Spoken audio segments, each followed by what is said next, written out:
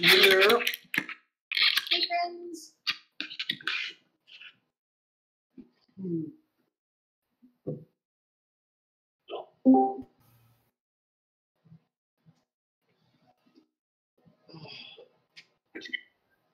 I got a puppy. And I got a tomato. What you got there?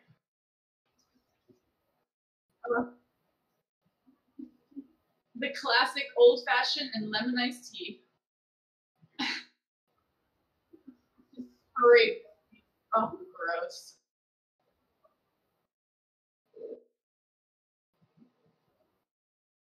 So I started refurbishing some furniture yesterday and today. It's pretty fun. We got this like old ass nightstand and old ass like chest of drawers, and they just look like crap. So I like sanded them down. The nightstand looks really good now that it's painted, and then the drawers I'm still working on. It's super fun as a project.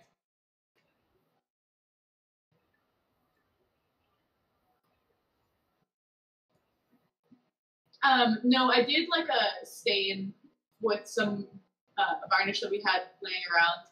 Although I kind of like the raw wood look. It's very cool.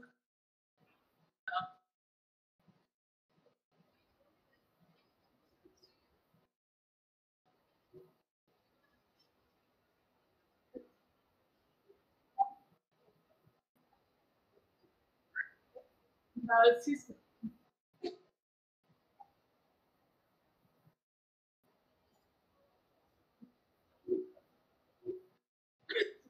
Here's Nate.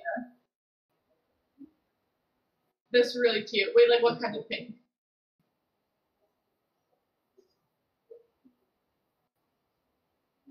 Oh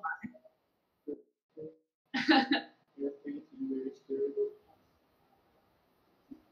She's been so soft lately. I don't know what's wrong with her.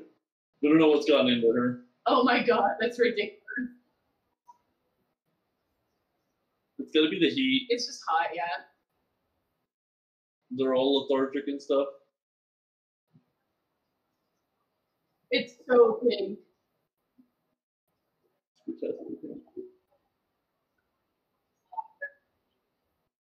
Well, I think in the right context, it's really cute. Like, don't try to put it in a farmhouse, but like, yeah, like in a little, you have like a more modern thing going on. Makes sense. But that's fun. Any other cool projects going on?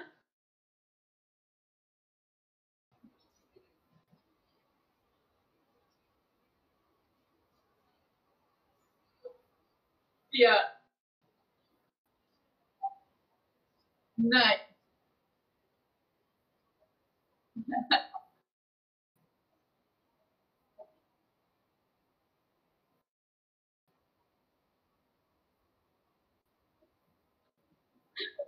No, we actually, it's, oh my god, don't even get me started. That was like the hardest workout of my life.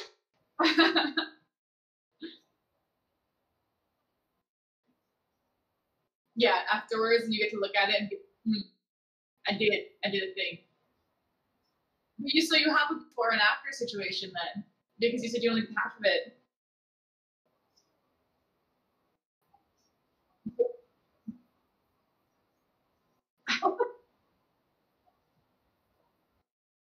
It's fine, as long as you would eventually. I don't know if they're gonna come up, but we have these very, very, very tiny little watermelons starting to grow. Yeah, I mean, like the little pumpkins that Nick had, they're about the same size. Little jelly bean sized watermelon. Yeah, that's exciting. That's it. I have no more news.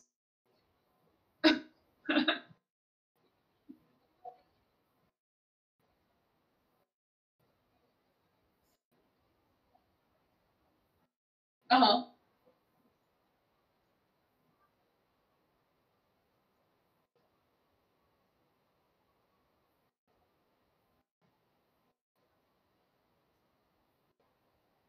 The original plan was Saturday, but I'm not picky.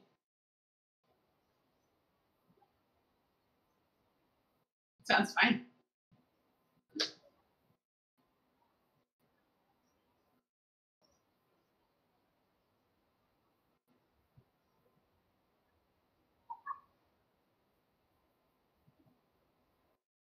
Really funny.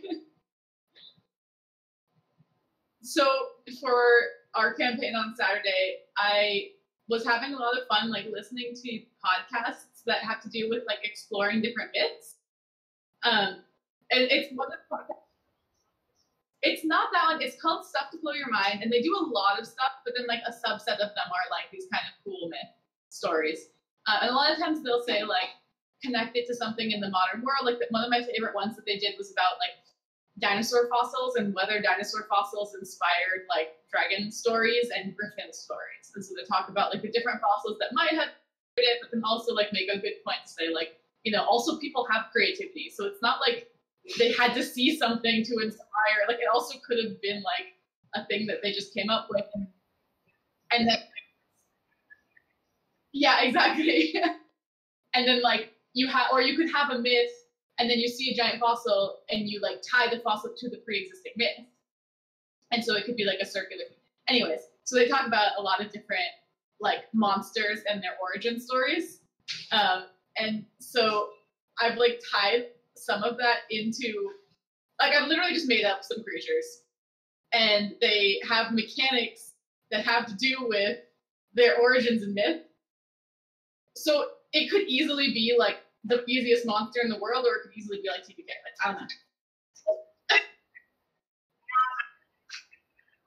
Nope, definitely not.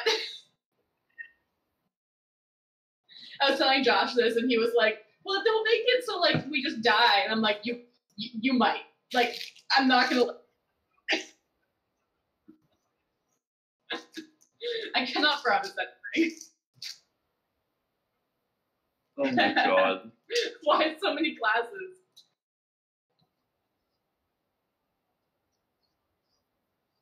Ridiculous.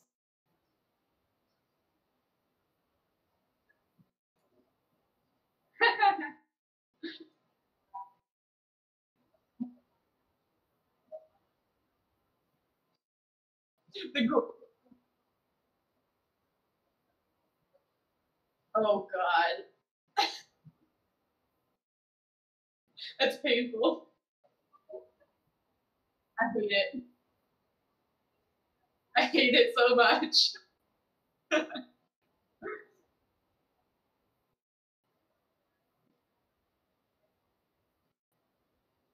Ooh. So you're playing a character in that one too. You're not DMing it?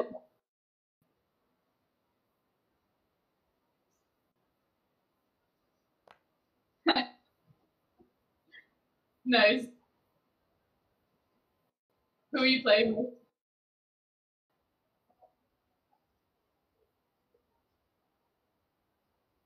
So cute.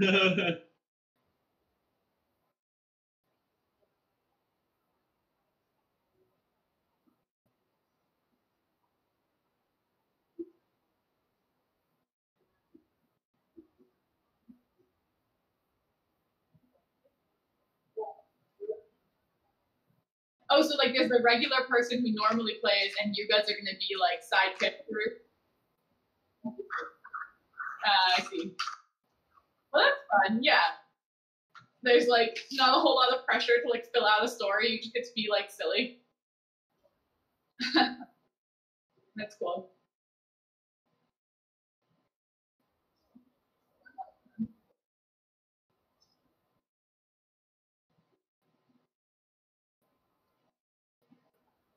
Oh, that was the other piece of news we had.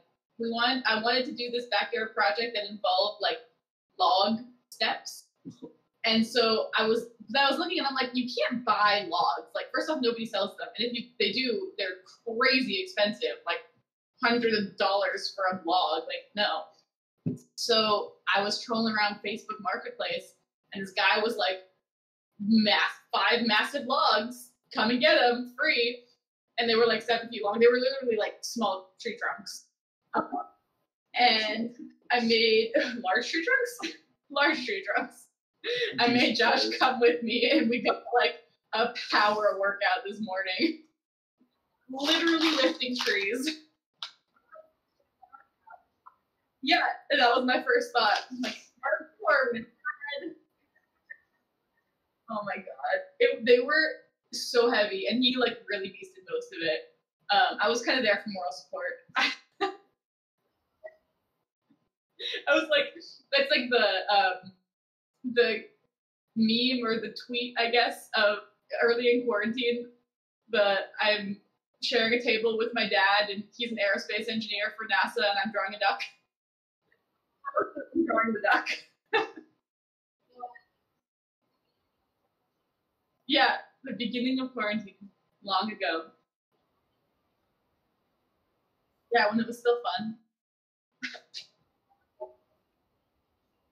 Yeah, man, so long ago.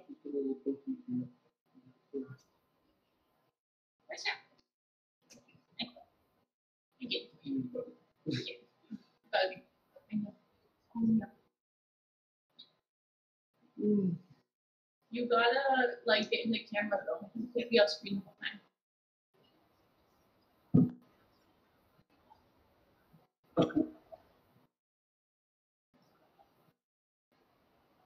Yeah, no, that's pretty standard. Yeah, that's probably what it is.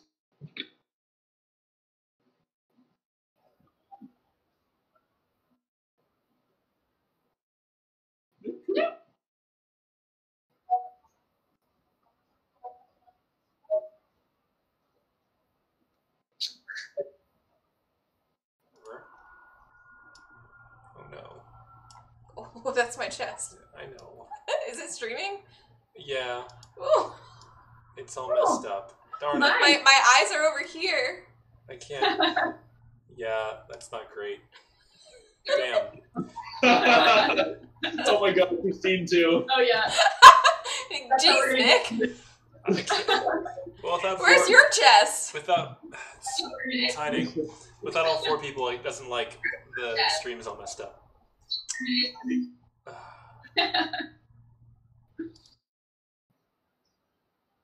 This is so popular, guys. This Yeah. is it.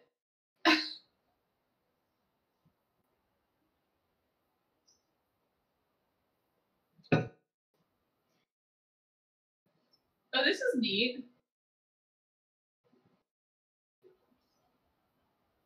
I've not seen this little slideshow.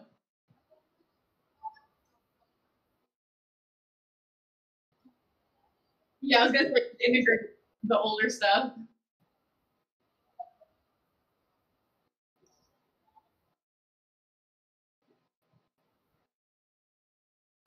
Different.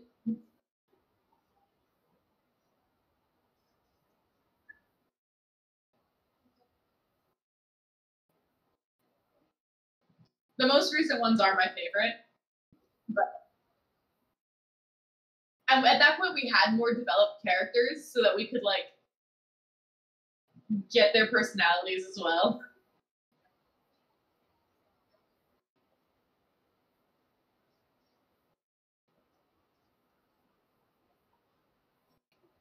Like all the stances and everything. Like Galaxia's all like proud and regal, fast and super pointy.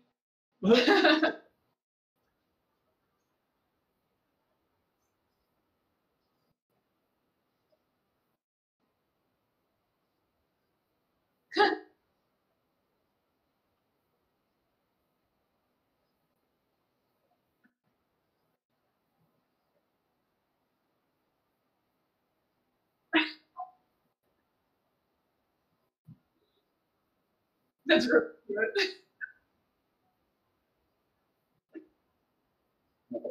It's like very Hercules type animation. Yeah, it's cool.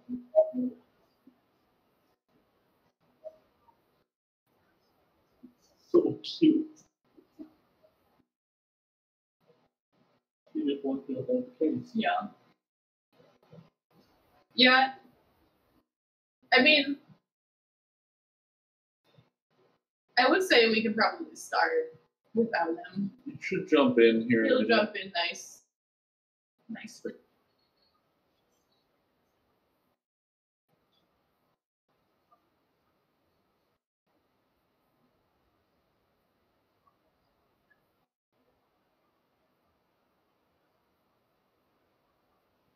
Oh, jeez.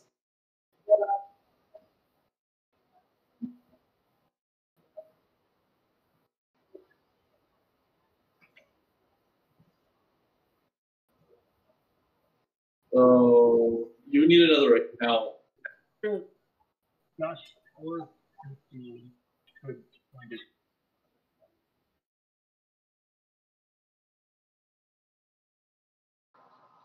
Ow. That was the worst thing ever. Okay.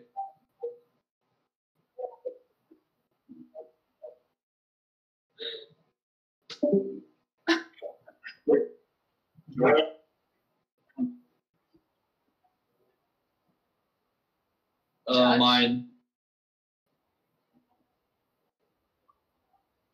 Yeah.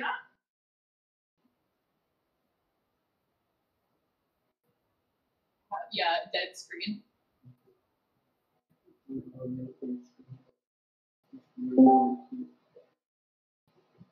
Who's that? You. Video. No.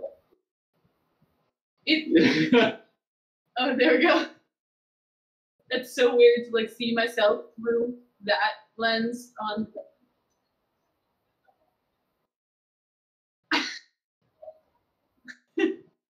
You click it. You click it. He's fine. Maybe it's like a little more.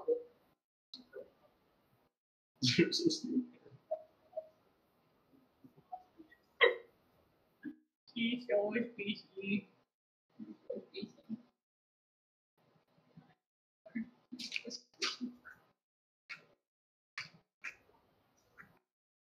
What? Huh? What? Potatoes?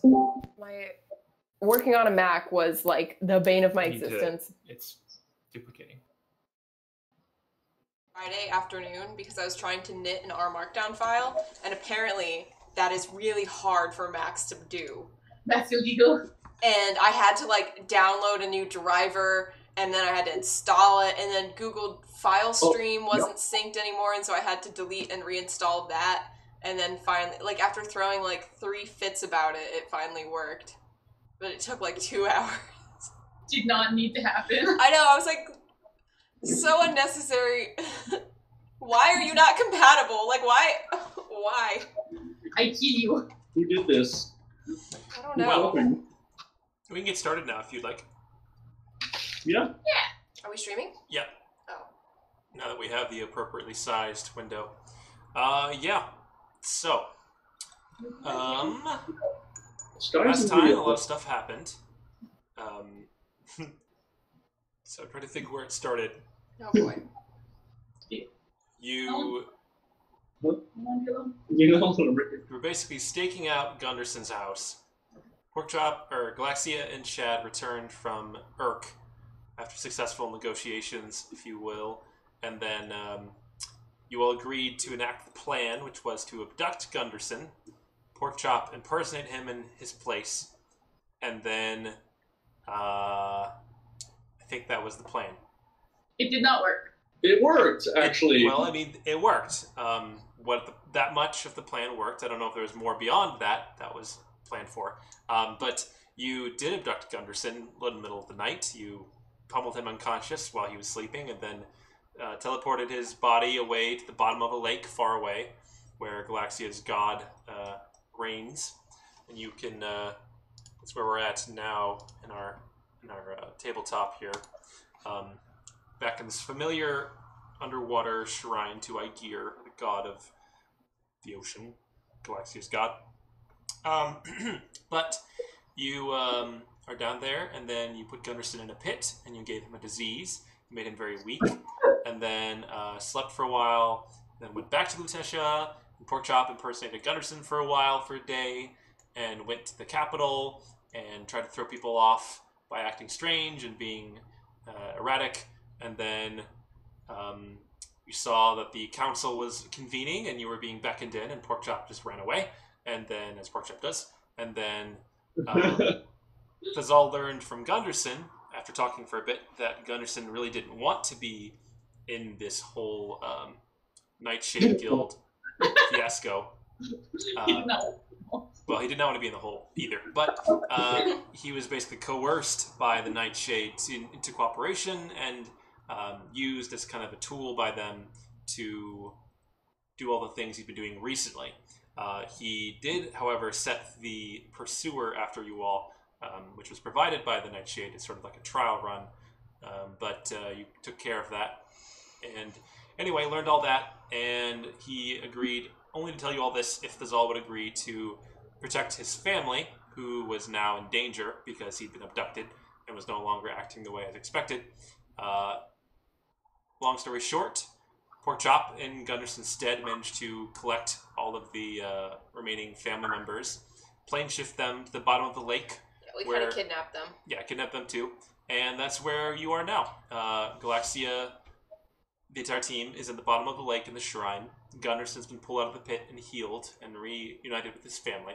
And the last thing that happens, Porkchop, you hear a voice in your head, a suave male voice, one you've never heard before, say, "I have heard of you lot from my associates, the heroes of Harmstead. We'll be seeing each other soon. This farce ends now." I yell out to everyone, "The assassins are coming! We need to go now." And I take off the necklace because Zal told me that wasn't how they were tracking us. Oh my god. And then I tell Galaxia, "We need to go. Teleport us out." Oh boy. How long Alright. does Forbiddens last? 24 hours, so we're still within the window. Is it actually 24 hours? I thought it was It 8 is hours. actually, no, it's a whole day. It's one day. Okay. So I count 24 hours. Yeah. Okay. Surprise, the day's only 8 hours long. DM rule that he just made up now. Days last 8 hours in Athendria. Aha! That's actually super convenient, I guess, because that means we can teleport out. No, it's still active. I will say you've got like probably 6 hours left of that. So that means they can't get in, but also we can't get out. Yeah, but we can go swim out the door and get out. Oh. Now. Like, Oh, come on, that's let's go. Okay. I'm gonna grab I got my spot. I'm gonna grab Gunderson's wife's hand and start marching her and the kids towards the door. We're leaving. Oh my god. She just starts shrieking and tries to like wrench away, like, "Who are you people? Why am I here?" Your life. That's why you're here. Get your ass out the door. Where are we gonna go, Porkchop? To 3 Grid. Chad, you think they'll be okay with guarding these guys? Chad speaks up and says, "Yeah, bro. I think that they do what they can. They take care of people. They're bros. So it would make sense if we went to them and said these people I need cut him help." off. We don't have time for this. We need to go. We can't. Come on, out the door. We can't go. I can't get us there. You can't teleport anymore? I can't tell. I can only plane shift. I can't teleport us. To Fine. Threaten. Let's get out of here. We're about to get ambushed. Galaxia's sweating profusely. What they say to you? Like, He said we will meet shortly. You took the necklace off, right? I didn't say that. This ends now. I said we'll be seeing each other soon. This farce ends now. That's what he said. So, I could take us to the monastery. Let's do that. Come on. Okay, we have the monastery or Skuldura. Where should we go?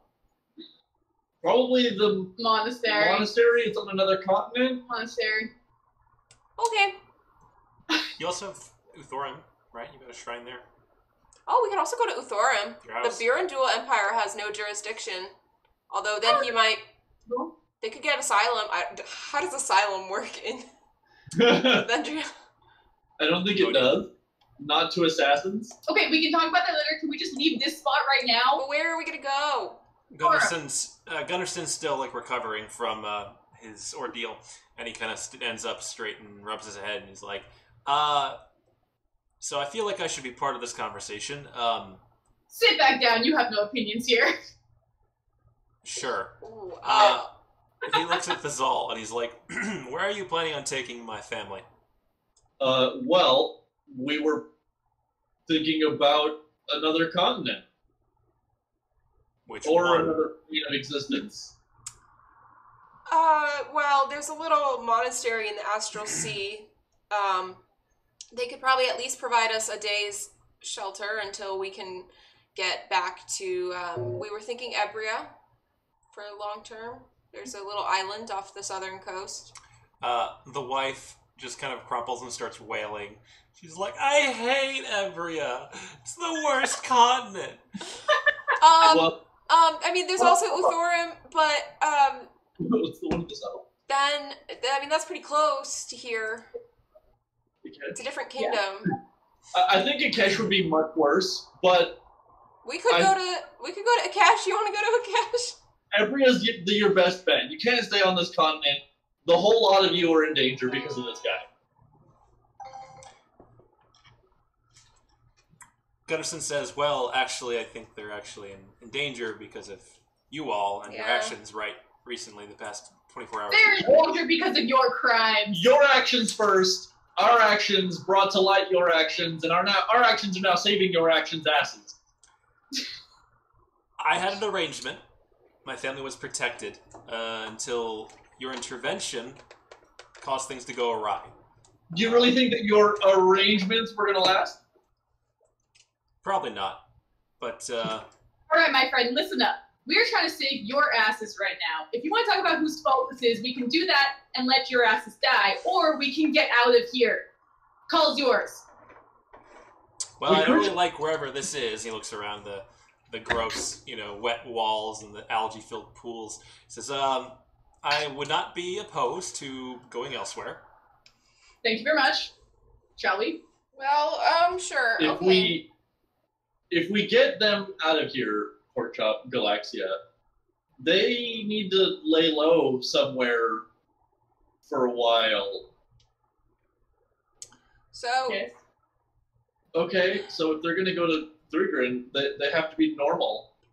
Can they do that? Can they not cause a scene in Threegrin? Meanwhile, the wife is still kind of like, oh, it's so far away. My herb garden needs tending. I'm trying to console her. I'm like, well, we'll bring your herb garden. I can bring you your herb garden later. You can start a new herb garden. I'm sure Threegrin will have. They have herbs. They have a lot of herbs. They have. Help me out here, guys. What herbs do they have? Chad speaks up. He's like, oh man, they got so many weights. They got like the best gem you'll ever see. And everyone there is super nice. Chad, not helpful. They got so many bros, a bunch of big muscly dudes, just like Gunderson. You're all fit in right away. I'm really sorry about this. It's just it's for your own safety. We have to go All right, away. well, we've sorted that out. Fine. Let's go. All right. So the choices we have right this second are the monastery, Uthorum, or Skuldera. I say Forum for a day, and then Threegrin. Yeah, because we're gonna want to do something to prepare for what's coming. Do we have a guest room in our house? Yeah, Okay. you got plenty of space. Yeah. Okay. You can stay with us for a day. Gunderson, But you have to lay low. Any objections? Gunderson looks at all of you and says, yes, many. But I am willing to cooperate for now. If you can guarantee that this is indeed the safest option. Monastery's probably safer. It's harder to get to. And Wait, Uthorum's full of people. Make an insight check, Galaxia. Yeah, you're probably right. Not passive. That's fair. Your passive insight would inform you. you have had somewhat free reign of Nangshi Monastery as like clerics and people in charge of good and powerful things, trying to bring good to the world. But they probably would be less happy to like suddenly become a refugee camp. That's true. Especially of people who aren't necessarily that great. So as a result of that, it might be pushing it. They may not like that. That's true. I guess we don't really want to wear out our welcome there. I want to be able to use it in the future. Okay, fine. Uthorm it is. Alright. Is that thing gone? Out the tunnel. Also, can they hear you through that? Probably. No idea. Alright. So, after thinking it over, I think we should go to the monastery. Where's this going? I think that, we might wear out our welcome a little bit, but, they're good people. They'll want to help us. Yeah, then no one will be able to find the monastery. Because it's so hard to find. Like, how can anyone else get there? No one can get there. Alright, we get the point. We almost died getting there the first time. Okay, let's go. Chad's like, let's go, guys. And he reaches down and he like holds a hand out to the two kids who are kind of just cowering around their sad, weeping mother. They both just stare at him and don't reply. They're very suspicious of Chad and the rest of you. Oh, of course they are. Alright, I'm gonna cast Water Breathe on the rest of the people who don't have it yet. Alright. You cast Water Breathe on everybody. And you all begin to walk back to the main entrance of the pool water. They're all wet except for Gunderson. And the woman's like, I don't want to go back under the water. Oh, it's so dark and cold. I'm so sorry. It'll only be a second. And then you can have I have a spa. You can hang out in my spa. A spa? And she looks at you. Yeah. Do they do mud masks there? I can find you a mud mask. Honey, we need to go. And she like grabs the two children's hands and starts like briskly escorting them along with you. Okay. Gunderson just kind of like rubs his face and it's just like, let's go. All right, you head out. You go back to the main entrance and step into the water. As you get to the edge of the water and begin to swim away from the edge of Forbiddance, you now know that you're beyond the boundary. You can teleport. All right, I will use my last spell slot, to cast Word of Recall and go to... How many people can you use with that? Ooh, that's a great point. I think 8, no. including... 5. Oh, no. Sorry, guys. I can only take one of you and his family. Well, you could take Chad and him and his family and leave me in Pork Chop here. Come back for us tomorrow. Are you gonna be okay? We should be safe here. What if they come for you? We'll cast Tiny Hut. Yeah, or we'll just kill them. Or that. The Forbiddance should run out in about 6 hours. 6 hours, so you have at least that long. I should be able to come back once I get back and I take a long rest. I should be able to come back in like 8 hours. 8 hours. So it's only 2 hours. Yeah. Talk a lot about how we're going to the monastery. Make sure he doesn't touch any of my stuff. I won't let him. Pork Chop, no one can even find your room. Good. Okay. All right. I'll be back. I'll come back for you. So you grab Chad and the family, and Yeah. you all watch as as you're in the water, suddenly it collapses partially. There's like a small divot in the water as it then, whatever the space they were creating goes away, and and then anyway it settles out. The ripples go away, and it's just there's all Pork Chop alone at the bottom of the lake. You and this empty shrine to another player's god. Oh. Hey, It's Cody. Chad! Cody? No, Chad. Cody, speak to me! Oh, he was sleeping. Is it working? Were you taking a nap? Yeah, I was. I passed out after my hike, and then nice. I just woke up and looked over and saw the mess. I was like, uh-oh. Oh, no. It's okay, you just had to take a short rest. Yeah. So, to catch you up really quickly, Yes. They are at the bottom of the lake. They've been reunited, and Galaxia just grabbed you and the family and teleported everyone to Uthorim, to your house, where you have a shrine. They're going to spend the night there and then figure out what to do in the morning once everyone's had a long rest. The Zal and Porkchop had to stay behind at the bottom of the lake because Galaxia can only take 5 people beyond the base. Okay. And they're being careful because we know that's where the beacon was. Yes. Yep. Yeah, we realized that maybe they can hear us through it, so we talked a lot about how we're going to the monastery, but we're actually going to Uthorim. Thanks, guys. I appreciate it. Let's put the kids in danger. Yeah. No, we figured that we can keep them safe at our house in Uthorim, as long as no one else finds out that they're there. And it's only for a day.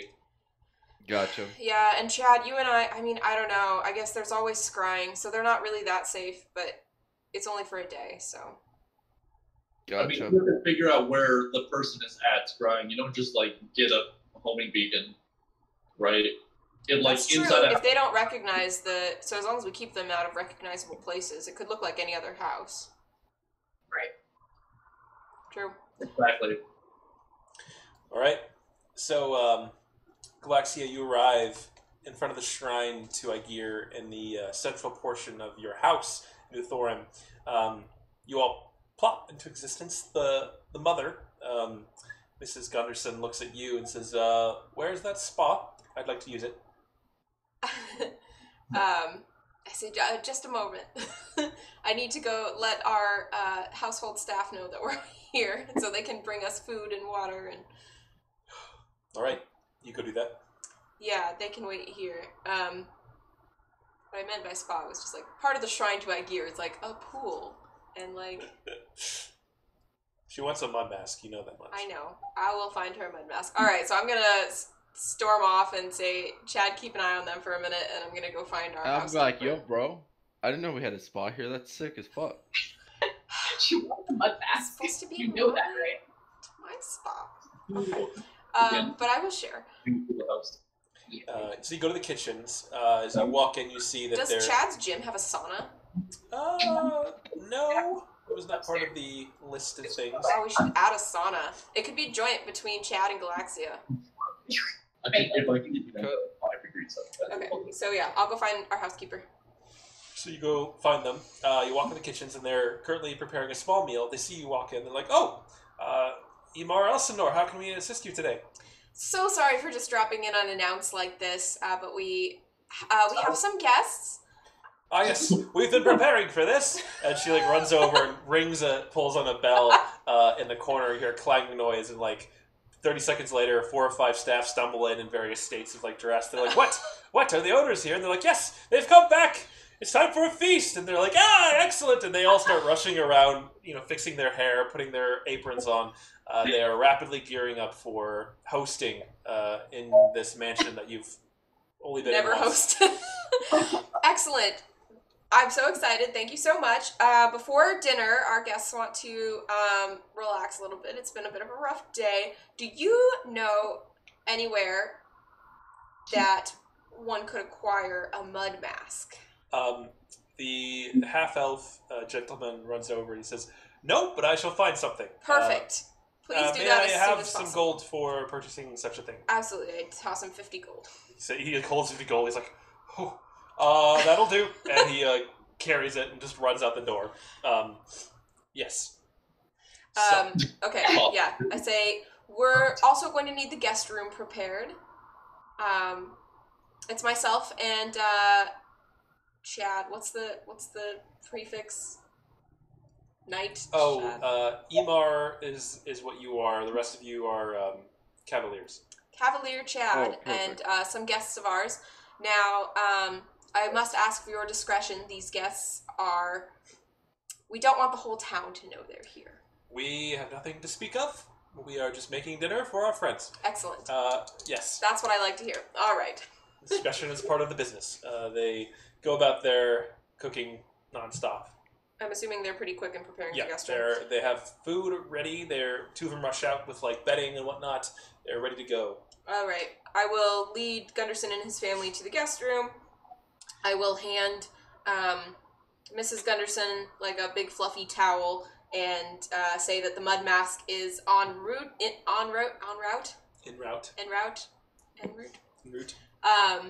And will be here shortly, and she can feel free to sit in my pool and relax until then. Gunderson. I'll be like, Chad will be like, yo, bro, and if you want to hit the gym, yo, I got a sick gym here.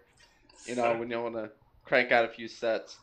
I tell the kids, I'm like, I don't know if we got weights for you, but I can figure something out. I tell the kids, hey, guys, you want to see an alchemy lab? I'm kidding. You don't say that? No, I don't say that. I'm not going to take them to Porkchop's lab. I say they can play in the pool, too. All right. They stick with the mother. Gunderson says, I'm a little worn out. I think I'm going to hit the sack. If this is safe here, I'll be going to sleep. We can make no guarantees, of course, because we don't know what kind of methods the Nightshade is using to keep track of your whereabouts. Bro, we should pay some anti-scrying stuff for the future. That'd be cool. Yeah, we should look into that. They do. Yeah, I mean, with the scrying, I guess, like Porkchop mentioned, they don't necessarily know where he is. Just don't leave the house. But we will do our best to keep you and your family safe. All right. And Galaxia is just going to keep running around, playing host, helping out, gathering people when it's time for dinner, that kind of thing.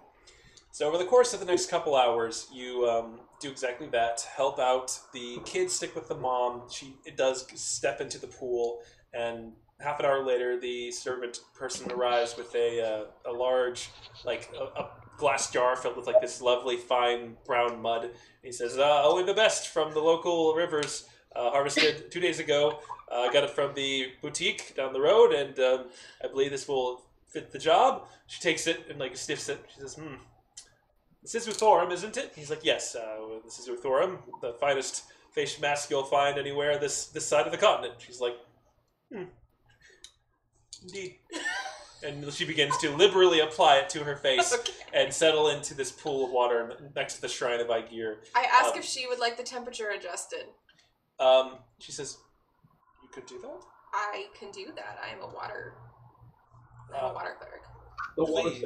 Please do. Warm or cold? Hot. I'm rather stressed. All right, I'll use the control water to just heat the temperature of the water. All right, you heat it up and begins to steam. She relaxes and slowly, like, settles into it, undressing partially to be less, cumbersome of a dress that she was wearing. The kids hop in with her and they're dangling their feet in there. Gunderson goes straight to bed. He just passes out because he's had a long, rough 24 hours, I guess. So while all that's happening, you guys eventually clean and eat dinner and relax and talk to the staff. Porkchop and Thazal, you guys are back, sitting on the bottom of the lake, just the two of you, this big empty cave. What are you doing? Twiddling our thumbs. So, yeah, I guess we're going to go back to the main chamber. I was going to say, that sounded like it was the setup for, like, a softcore porn. It's just you two alone in the bottom of the lake in the cave. Twiddling our thumbs. I don't know how many choose the bottom of the lake as a setting. That's more of the mob type. In the shrine of a forgotten god. Like, chaotic neutral god. No, he's just neutral. Chaotic neutral. Yeah, so I guess we're just, like, hanging out. I want to start trying to pester some stuff out of Thazal and just, like, give him a chance to open up. So we're sitting around, maybe make, like, a small fire or something with prestidigitation and be like, so Thazal, I notice you're a little darker and gloomier than you normally are. Anything going on you want to talk about? What's that supposed to mean? Just you seem a little down. What's going on with you? This is the Thazal Goes to Therapy episode. Yeah. I mean, it's hard to explain. The whole, this guy was evil, and I believed it with, like, every fiber of my being, and then all of a sudden we're whisking him away to our own home, and what? Like, how is this supposed to be justified? he's still a criminal, and just because his family's life in danger doesn't mean we should be treating him like a VIP. And I'm still conflicted about not ending him. He's done some horrible things. He has. But you know, if Chad has taught me one thing, it's that you should treat people how they ought to be, not how they are. He ought to be dead. Oh, I agree. But then you're punishing his family as well. It gets very complicated. That's exactly the problem. I think the fact that we're giving him a chance to start over, where he will be not a danger to society, is the best option. I do take solace. And then your soul stays untainted. What? Just saying. Okay. Good talk, Pork Chop. There's also the problem of Ragnadod wanting me to kill the city. What? Huh? What'd you say? Who's Ragnadod? Oh wait, I met Ragnadod. That you met Ragnadod. that Faye guy that gave you that tattoo? Yeah. You talked to him? He's been visiting. What? Remember Zip? Oh yeah. I guess I saw Ragnadod then. He talked to you too, right? You saw Ragnadod a long time ago, pre-COVID. Yeah. Pre-COVID. Okay, so I didn't see him with Zip. What about Zip? Yeah. Zip was... It's all just like, you rubbed your tattoo and like talked to the air and heard the exchange of your head, and then Zip appeared. Yeah, Zip was Ragnadod's doing. Yeah. I asked for Zip. Cool dude. Yeah, now I kind of have to kill Zip. Excuse you? No.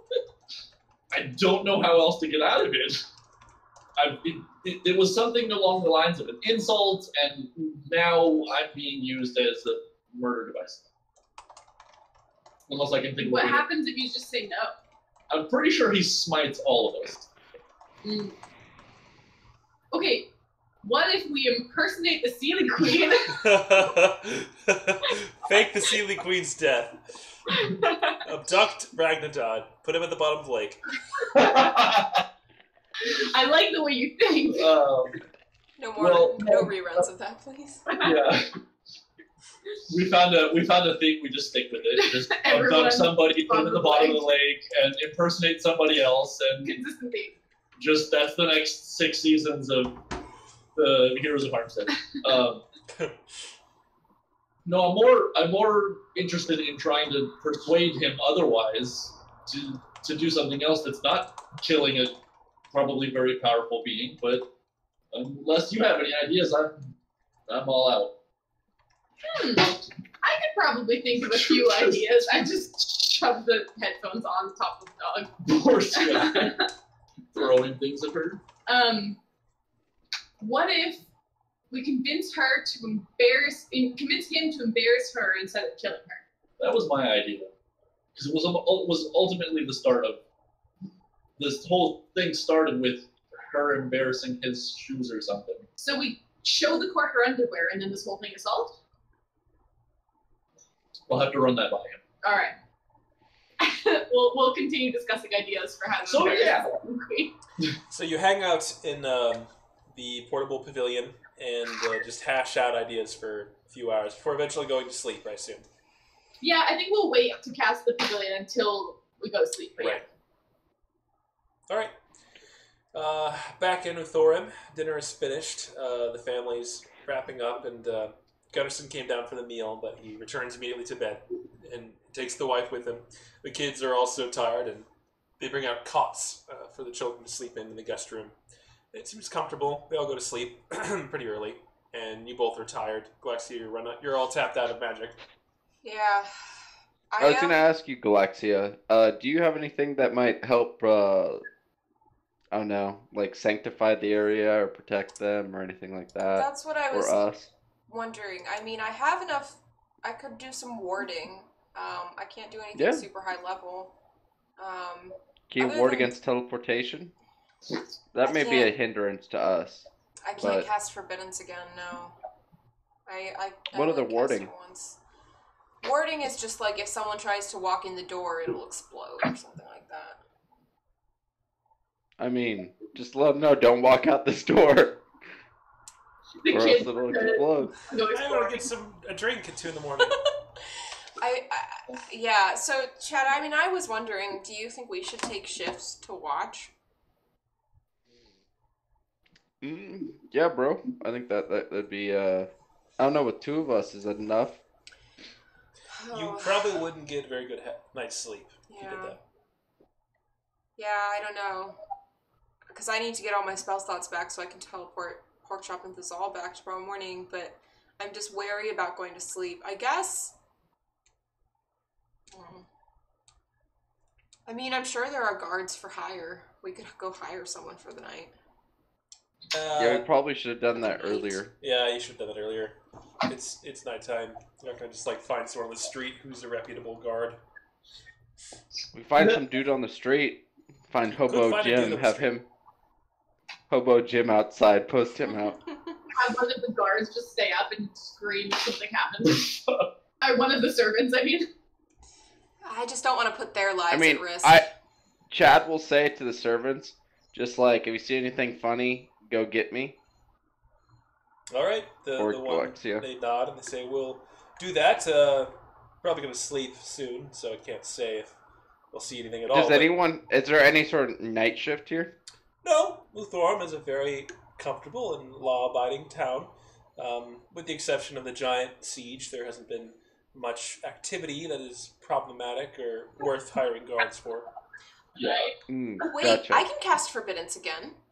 It's a ritual casted spell. Is it? Yeah, it is. I Well, didn't there you realize that. But, Well, you Do I could just... Do we want to do that? I mean, we can, because you and I, we can leave. I can just do it around the house, and then we can leave the house in the morning. Okay. What? What? The range area? What is I that know. number? Well, it's like 40,000 square feet, but converted to miles. That's ridiculous. Okay. I know.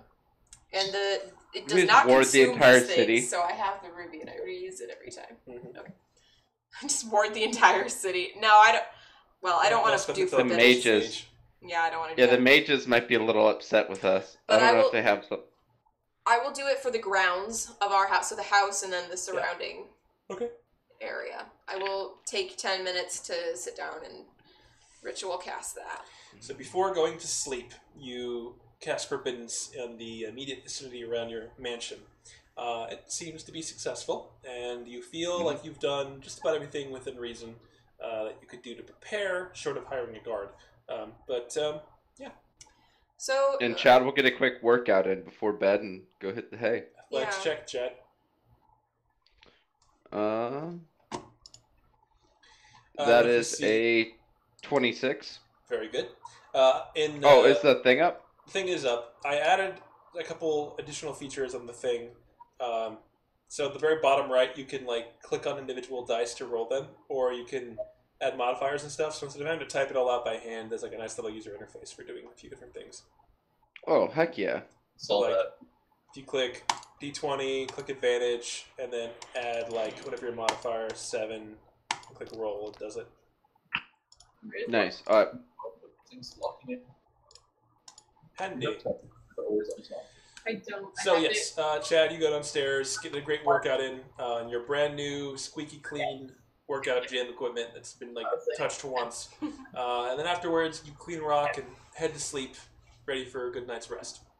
That's all in Porkchop, Yep. at the bottom of the lake, all the way across the continent. You similarly feel the night approaching and decide to go to sleep before Forbiddance ends. You Oh. cast your portable pavilion, go inside, and lay down to rest. Long rest? Nice. Long rest. We should throw a pie in the Sealy Queen's face in front of the whole court. That would be so embarrassing. Either we could assassinate her with a pie, Yeah. or we can do something else to embarrass said queen. I'll run it by Ragnar, see what he says. Pie and underwear. That's all I'm saying. Pie, underwear pie? Underwear pie.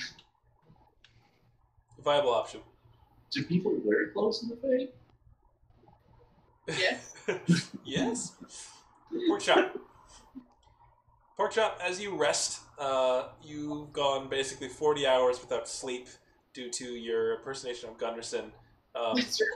And you pass out pretty quickly after casting that spell.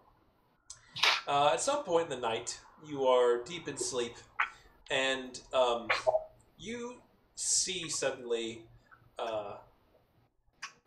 the crouch form, like a sort of vision of sorts. This mist kind of swirls all around you, dark and formless. And then you see ahead of you, in a lotus crossed ankle, crossed leg position, sitting on the ground, a small kind of hunched form, diminutive, head bowed, seemingly in prayer or something. You kind of see that from a distance. It looks vaguely familiar. What do you do? I know what's gonna happen if I go see what it is, but I feel like I have to go see what it is.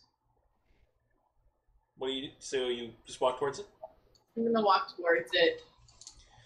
You start walking towards it.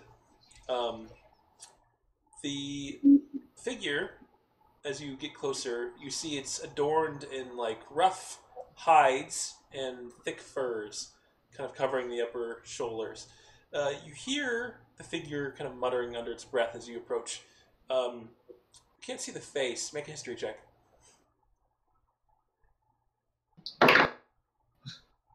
Nat 20. Yeah, you recognize this. This is Togma, the leader of the were creatures in the Kilifane Wilds, the individual that you reconciled with Sumia Silvertail back when you brought together both clans of were creatures, sort of uniting Malar and Saloon together under your wish. Say what? Was she the Malar leader? Yeah, she was the leader of the Malar tribe. And as you approach, you remember this, and you feel like the vision sort of clarifies a bit.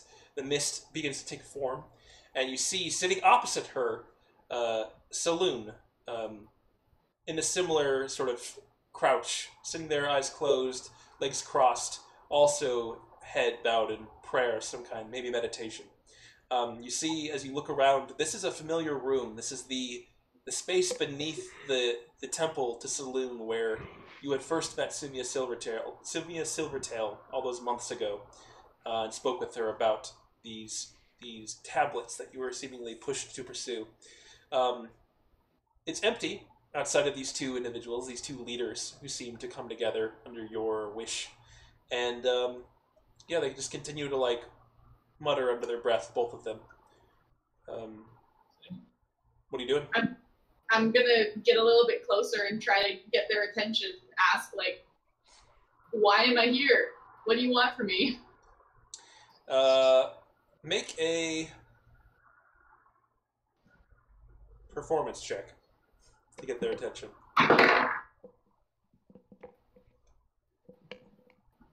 17. You reach forward and try to like wave in front of one of their faces, and you're like, "Hey, what's going on?" As you do, you see your hand outstretched. You are ethereal. You don't have a like body per se, and the markings of the tablets that had been shattered and then they kind of condensed into a sort of rough pattern on your entire body. Those same markings still exist on your ethereal form, but they're glowing here. A bright blue glow similar to what you saw when they were originally activated under the light of the two moons. And you just kind of taken aback by that. But as you reach out and like stare at your hand, they both stop and they both look up and turn towards you in like unison. Both of them are eyes still closed, but they seem to acknowledge that you are there. They stop muttering and sit there in silence for a few seconds. Togma then speaks up. She says, "Pork chop, can you hear us?" Yeah. Weird. There's a long pause. It's like you're talking on a phone, but like the connection is super shoddy, and they're just like waiting and waiting to hear a reply, and eventually they're like, "All right, if you can hear us, we have news of people like us who need help. people from another place. Our time together and our discussions of our lore, our histories, our shared paths has led us to an understanding about some of our ancient histories together. And we believe that there are more of our people who have been left behind eons ago. Where? Help how? Tagma goes silent and Sumiya starts speaking. We believe many, many years ago, back before the Empire, before the land was civilized, there was several tribes that roamed these wastes. One of them, I believe, was a sister tribe to the descendants that you see here, us, Tagma and I. We believe that during the Cataclysm that they were separated and cast adrift across time and space. We've sensed something in your mother, Porkchop, something distinct, and Malar and Saloon have given us insight, working together into where they could be. Malar seems to believe that they live in Arborea, a plain of jungles and trees and life. There they are subsisting, alive, but under constant predation, and have been barely getting by for as long as they've been there. We believe it is the joint will of both Saloon and Malar to bring these people, our people, your people, to a safe place where they can thrive and be amongst their own once again. Okay. Are they going to help us do that? Saloon and Malar, that is? Both of the leaders look towards each other for a moment, and they both nod and say, "We believe so. Your influence has guided them back together after eons of conflict, and their companionship, their joint work, is beginning to make an impact. I believe with our powers combined, we can begin to push towards this goal and save our sister and brothers from times past." Okay. When do you want to do this? You guys got a timeline in mind? Like, is there a plan? An ETA? They continue on and say, "We've been discussing this for some time. We decided to attempt to contact you through this method, and it seems to have worked. We do not have a timeline per se, but it is an eventual goal. We thought you should know, since we personally have never met anyone like you, Porkchop, and think that perhaps someone like you would be interested to know of people like yourself." I mean, yeah. Let's go. I'm down. With that, they both nod and say, "When you find time, join us here in Avaricity, and we will speak of this in great length, and talk of the possible ways that we can move forward." You remember Avaricity is the name of the town where the temple to Saloon, as well as like the airship outpost, is. All right. With that, they both nod and instantly just turn into mist, the connection lost, and you resume normal, comfortable dreaming once again. Deprived of sleep hallucinations, none of that was real. So you all get a long rest, and you wake up the next morning. Galaxia, you are now recharged enough to retrieve your friends. During the night, nothing seems to have happened that was scary or dangerous. Good. Chad, can you stay here and just watch them, and I'll go get a job. Ooh, I forgot to say this. At some point, like before we went to sleep or after we woke up, can I try to identify the necklace and figure out what's going on with it? The You tracking. already identified. You already did. Oh, okay. Yeah, what you learned was just like it is basically that. It's a homing beacon, if you will. It is tied to some other magical item, and their connection allows the holder of the other to know where it is. Anywhere Did we destroy it or did we throw it away? We still have it. Still got it. So you just sense that whoever has the other connection to this thing knows where this thing is. Well, I guess I was wondering if there's any way that it might be bi-directional. Make an Arcana check.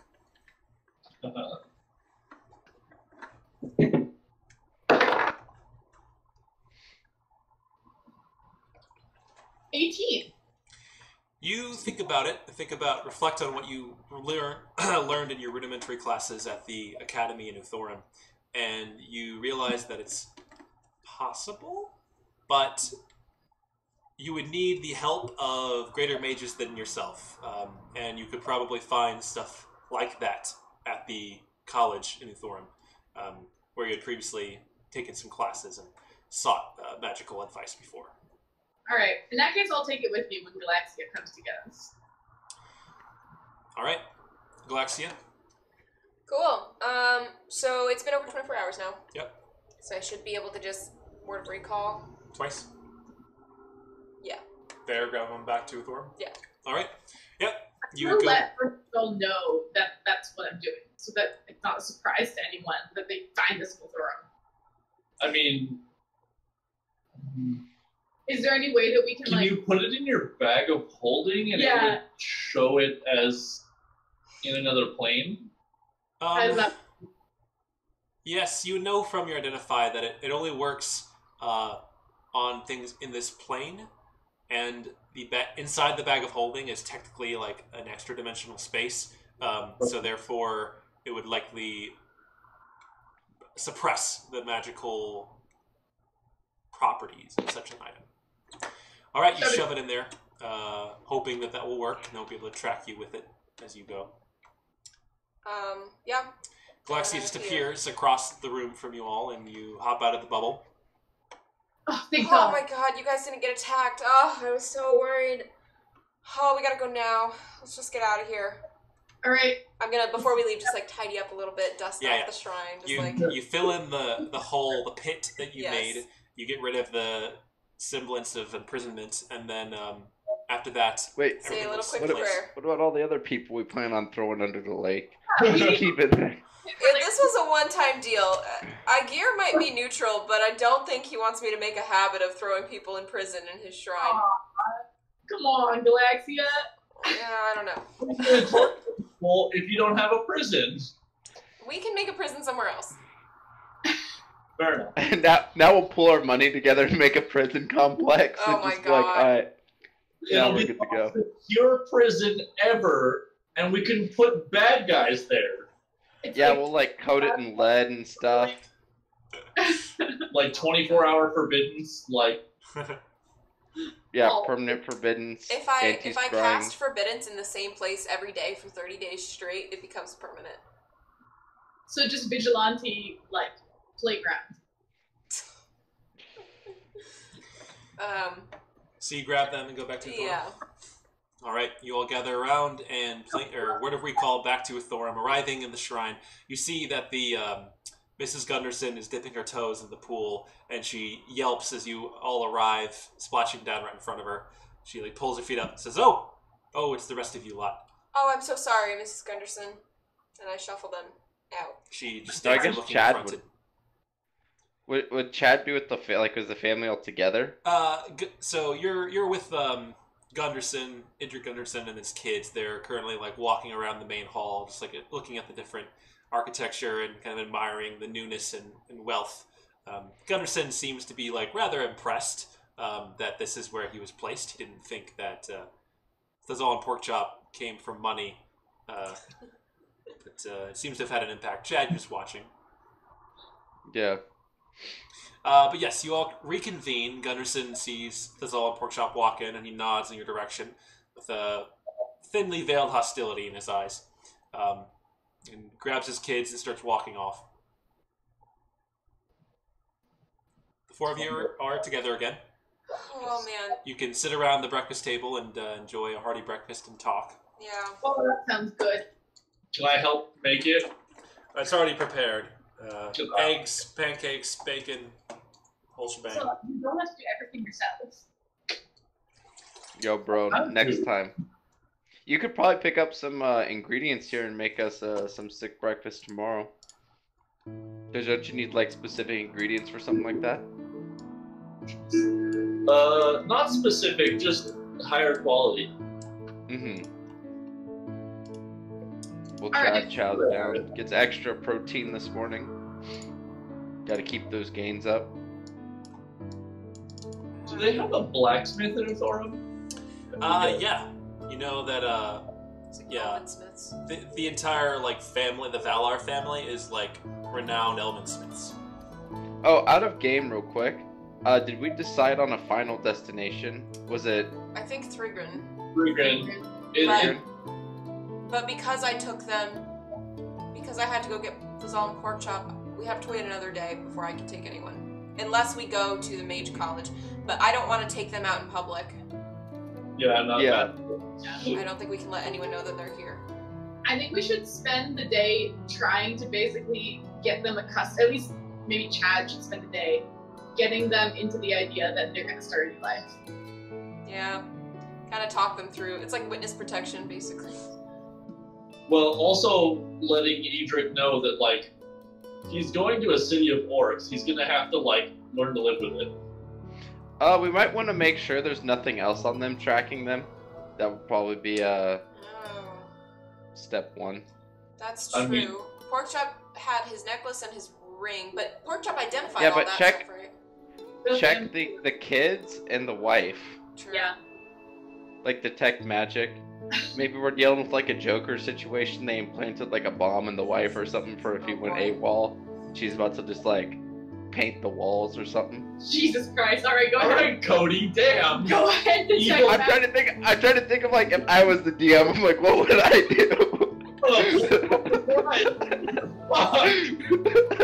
Christ. We know who the real chaotic evil is. He's hiding behind Chad. But Yeah. do? It's not about the money. I'm sending a message. But yeah, I guess I will just like briefly, just like ask the wife, like, do you have anything on you that could potentially be used to track you?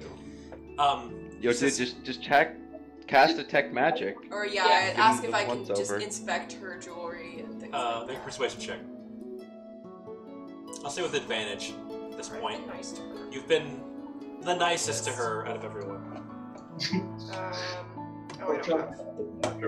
Porkchop just like smacked her on the head and dragged her up.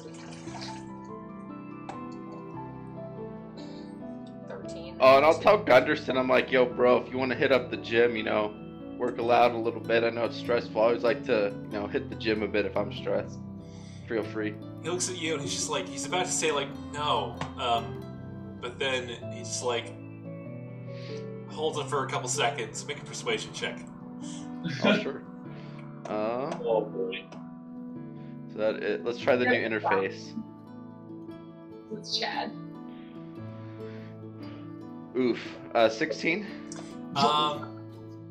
He just like slowly like says, no thank you, and resumes Okay, pacing bro. around the main hall. I rolled a 13, so I guess that's not very persuasive. She says, no, of course there's nothing on my person that would be. Are you able to sure be- about that? Of course not. I think we should double check, just Um, for your own safety, and we'll have to check your children too. She says, I would rather not. With your passive insight, you can tell she's obviously uncomfortable at this, and she probably has something magical that she doesn't want you to see. I promise it will be just me. I will use the utmost discretion. No one else has to know about anything that I find here. She looks at you, looks around promise. hesitantly.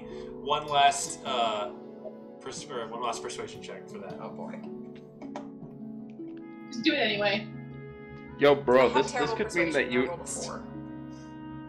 Is your modifier? 0. Oh, rough. She says, no. I'll try again later. I don't say that, but I'm I'm going to try again later. She turns away and I walks mean- away. I mean, you could just confront her and like, we have some. Pork Chop can cast detect magic. Just be like, yo, you have something magical on you. I can't. I wish I could. I can. I mean, I can cast it. Wait, I just, no like, one? No, I can cast No. it. Yeah, then cast it. Well, Why you ask for permission? Because Yeah. that seems invasive. No, just do it. But it's obvious. It's a verbal spell. Chad said just do it. It lasts for like a few minutes. Cast it in another room, then walk by and be like, then just call her out. Just be like, yo, you got something magical on you. You know that? Or you walk by, you don't see anything. You're like, alright, sick. We're good to go. Do it. But I can't identify. That's why I would need her consent. You're not picking up on the thing. We can't hear you. I can't cast identify, so even if I know that she has something magical, I won't know what it is. Tell me. Grab Pork Chop. Yeah. I'll cast it and I'll put it back without her noticing. That's true. Yeah, you are very good at that. You just gotta be like, you just gotta be blunt and just be like, yo, bro, you got something magical on you, and she gets defensive. Be like, yo, we need to check this out. Like, I don't want your family to be all killed, so let's work together. Oh boy, here. are we Like, moving I to like scare your kids. tactics? I don't want to see them die. Fine, I was trying to be persuasive. I mean, that's not a guess. scare tactic. It's just the truth. I'll You're literally being I'll try hunted. to go for intimidation. I mean, I still have a 0 modifier to that, but I guess I'll just run after her and be like, No, that's not intimidation. It's just telling her what will happen. Like it's a reality check. ma'am, I'm Just sorry, like but if you're being You tracked, have that.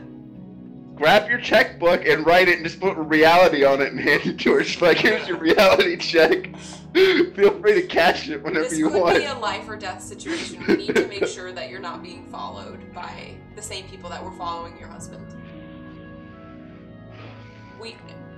Are you saying that to her? Yeah, I'm just trying to be like very serious and Yeah. be like, I'm gonna use thaumaturgy to make my voice boom a little bit and my Okay. eyes flicker. Okay, one last intimidation check, otherwise she's not gonna like voluntarily cooperate with you. Or you could just tell Gunderson. Gunderson God just damn like, it! 3. No, she's like, you've done enough to me and my family. Leave me alone. I didn't want to have to do this. I guess I'm with. And then I'll cast Detect Magic. All right, you cast Detect Magic. Immediately you sense on her person 2 magic items. One in a pocket, and like one what appears to be emanating from like what looks like a brooch around her neck. You also sense a glowing source behind you, and you turn around. In the middle of this hall is a invisible floating something that is emanating an aura of divination magic. Is it scrying? You suspect it may be. Now Give that him I've the noticed finger. it, can I make a check to... Make an Arcana check. Well, isn't there a check I'm that gonna comes grab a with bit more scrying? water. And I can roll to see if it is successful? Now that I've noticed it? Is it scrying? No. You don't know. Make an Arcana check. 20. 20. Yeah, you glancing around and like sensing that divination magic. You know it is divination magic. You are pretty certain it's scrying. You know that scry creates an invisible floating sensor that like you see things through based on the target. Can you like co-op the scribe? Can you scribe them? Can I Don't work dispel that way. magic? You can dispel magic, yeah. Okay, I will cast Dispel Magic. Scrying is 5th level, so Yep. I'll cast it at 5th level. Alright, with that you see, well you don't see, you just sense that magical source immediately evaporate. I'm like, we are literally being spied on right now. I need to know what you have on you. She says, If you don't cooperate, we will have to do this by force. I really don't want to do that. I have been more than cooperative this entire time, and people just keep taking advantage of me and my family, and I do not appreciate it, and I am tired of it. Fine, I'll go ask your husband. I'm gonna stop off and go confront Gunderson and be like, what magical items is your wife wearing right now? He says, I don't know.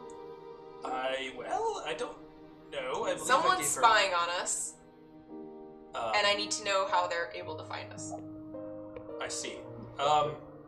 Well, I don't know how magic scrying works, really, but I know that she has a nice dagger I gave her a while back as a bit of self-protection. what else she might have, I don't know. Brooch? Is her brooch magical? Brooch? It's an old family heirloom. I don't know what it is. Can you please convince her to take it off? It's magical and it could be enchanted. It could be charmed. Someone could be using it to follow us. He nods slowly and says, "Fine, I'll speak with her."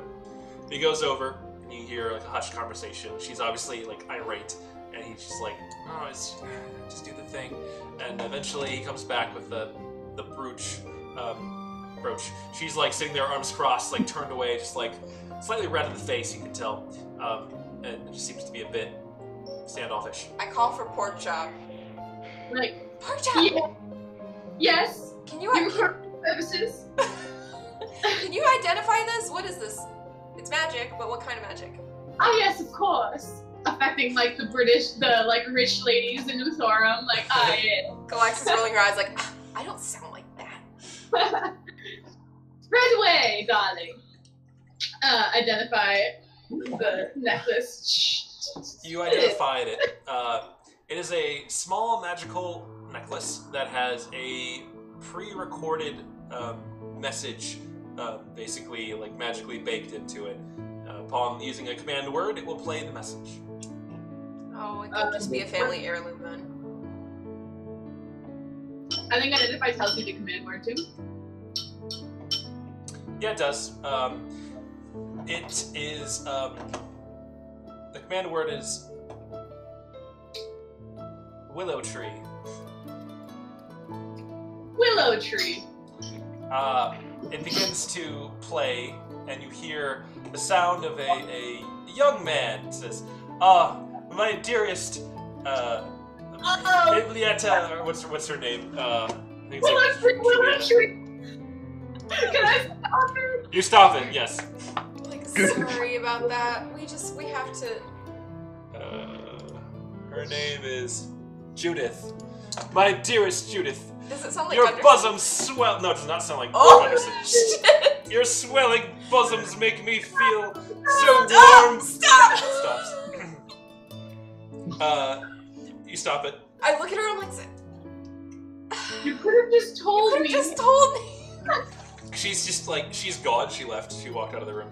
Gunderson's like, what is going on? This is personal. This is not our business. Wait, is Chad here? Yeah. Oh, bro, that was a dick move. No, I'm just kidding, bro.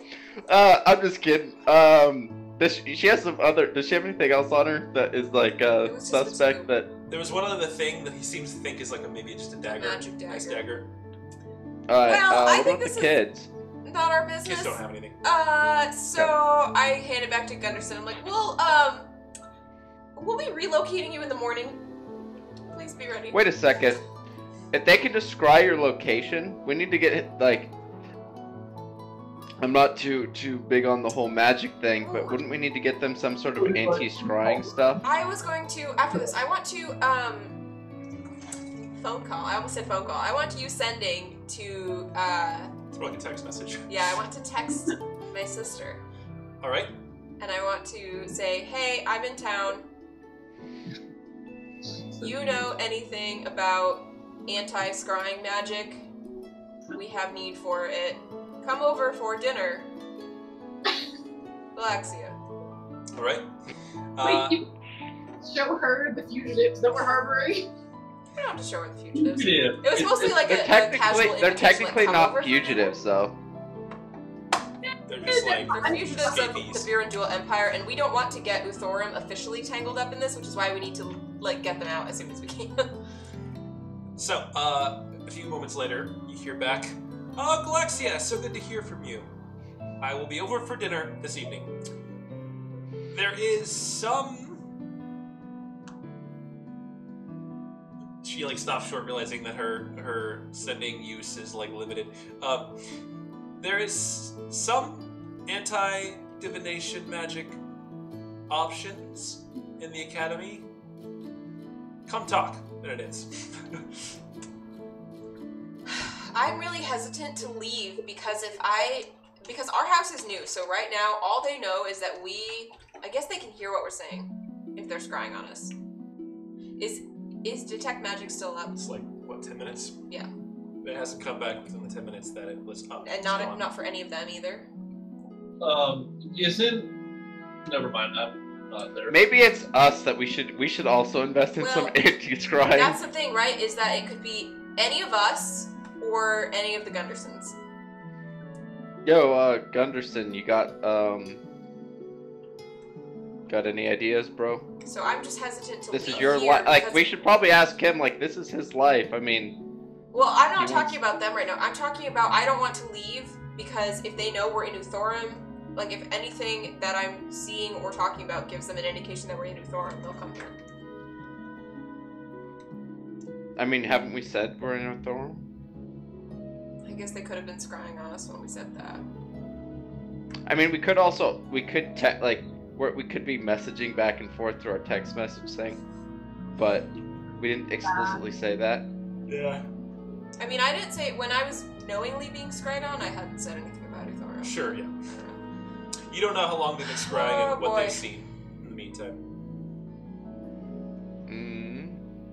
I guess I'll just Gunderson. respond and say, Yo, bro, let me go. I'm gonna go get a quick think on up in my gym.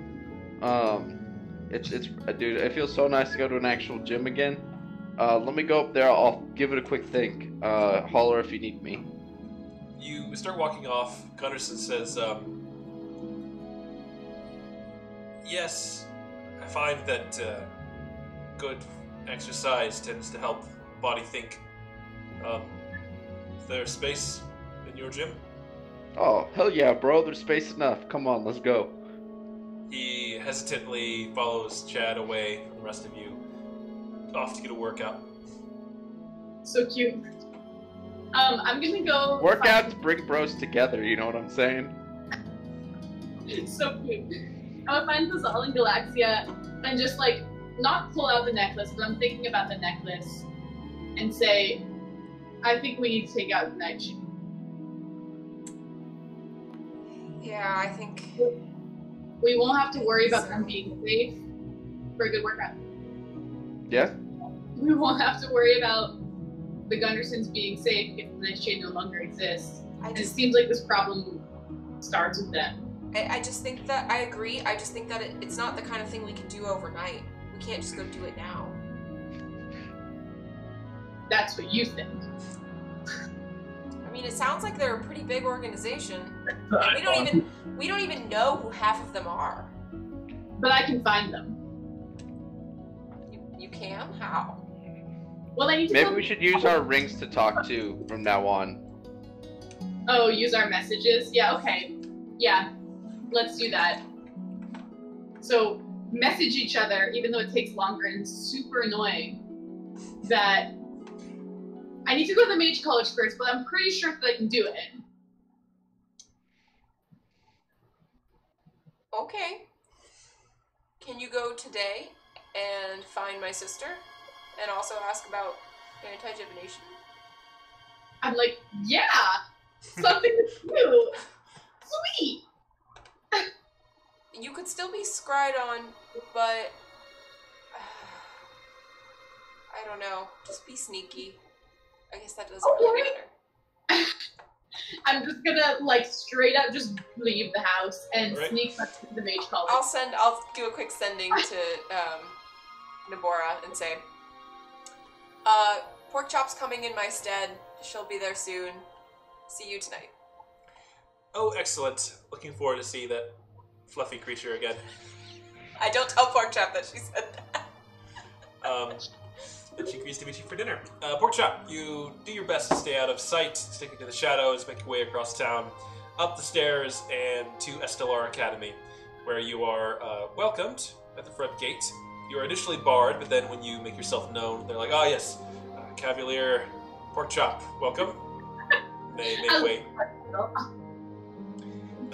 You are let in, and you know where to find Maymora if you want to find her first, or you know where to look in the archives for like readings about divination magic and how to block it, or you can go speak to some of your instructors. There's a lot of options. I think I'll first go to, what's her name? Nabora. Yeah. Yeah, I'll go try to find her first. All right. You know where she tends to hang out. There's a spot in the library in the back where it looks out over the waterfalls, and she seems to enjoy the view. You go there, and indeed, she's there waiting for you. She smiles and puts down her book when you arrive and say, "Ah, pork chop. Good to see you again. Hope you're taking care of my sister." I put on the most effective air I can manage. I'm like, oh yes, Galaxia's doing well. She's just flourishing into her new power. She's great. Oh, interesting. Good. I'm glad to hear that. Have you picked up some new languages recently? Languages? No, I don't believe so. What? Just getting worse and worse. All right. Oh, so right. Galaxia said that you needed something. Anti-divination magic. What was that all about? Oh yes, I have 2 questions. Perhaps we should message, or perhaps you can cast detect magic to make sure that we're not being scried upon. Yes. 1 moment. She casts detect magic, and she's like, "Seems fine. I believe the academy is fairly well protected from outside influence." And, Oh, maybe we should just go to the academy then. Solution.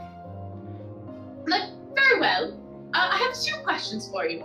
First off, we know that we are being scried upon by multiple entities that cause us to... Okay, there's some people who are out to get us. She's like... And they're crying on us. Alright, that's unfortunate. Invasive, indeed. And we may or may not be harboring some refugees who are also being scried upon. Okay, she raises an eyebrow and says, "That's very interesting." What though? Okay. I won't ask too many questions. To answer your first point, yes, you can make. There is a way to protect from scry and from similar divination magic. It requires a bit of a process. You can craft an amulet of protection from scrying, and that will grant, I believe, some protection against that. At the very least, make it very difficult to achieve. If it is successful, it would also shield the nearby vicinity from any attempts. So if you have other friends or family around you, they would be protected as well. Great. You have any of those lying around? No. But I do know that some of our magical artisans are familiar with the process and have made them in the past for various parliamentary matters. If you follow me, we can speak with one of the officiants, and they might know how to do that. That's okay. I'll deal with that. Second question for you. We, on our refugees, found this homing beacon, and I'm just describe to her what the necklace felt like, what the spell I thought was cast on it, based on identify. And I feel like there might be a way to make this a bi-directional connection. Is that feasible? It's interesting, a very interesting idea. If it's a permanent enchantment, as you're describing, and it seems to be a way for them to view you, it would make sense that the way the weave would kind of bend around the object would be reversible, and she starts going off on this tangent of arcade nonsense. You follow, it's a little bit over your head, but she seems to be excited by the idea. She stops and says, "I think that would be possible. If you'd like, we could spend the evening digging and doing some research. I believe it's possible. We just need to spend some time working on this object. You have it with you?" I say yes, but I'm scared to take it out of my magical bag in case that they are able to recognize our location. I see. Well, perhaps we do some research first, learn what we can before dealing with that, taking it out. I believe there may be some special rooms that are designed to prevent exterior viewing of any kind. That'd be safer to do in there. Sounds great, let's go. All right. So what first? This reverse engineering or the anti-divination magic? Why don't you send me Galaxia and let her know that somebody in the academy can make an anti-divination amulet, and tell her that Gunderson should pay. She nods. She's Gunderson. Okay. Isn't Gunderson? Isn't that the name of one of the? No. Our friend. heard that. Wait, what did you think? What did she want? Gunderson is one of the Council of Eight in Lutetia, one of the parliamentary leaders of the Empire adjacent to Thorum's Empire. Just a coincidence. Yeah, it's a coincidence. All right. Yes. So she then sends to Galaxia, your friend Porkchop is here and says to tell you that you can have a anti-divination amulet crafted in the Academy, and Gunderson should pay for it. I message back like, God damn it, Porkchop. Nabora, please use the utmost discretion. I'll explain everything tonight. All right. Should I come over anyway? Should have met them.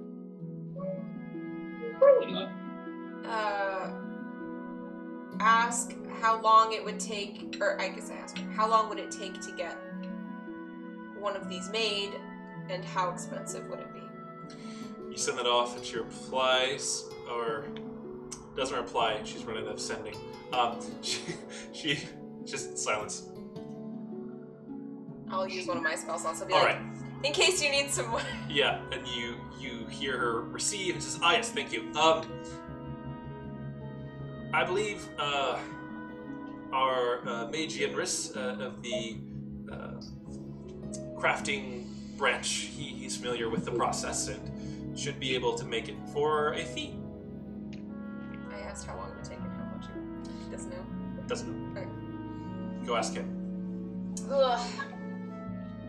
Okay, fine. I will do that, but before I leave, I'm going to cast True Seeing on myself. All right. And it says I have True Sight. True Sight, you can see the orb, right? Oh yeah, you can see invisible stuff. You can see into the ethereal plane. You can see everything. All right, it lasts for an hour. What time is it? It's like 11 a.m. Okay, that's enough then. I will tell Chad and Thazal to stick around and keep an eye on them. And if Porkchop gets back, to berate her for saying for letting the name slip. I fucked up. Porkchop would never have fucked up that bad. Oh yeah, true. No, Christine would though.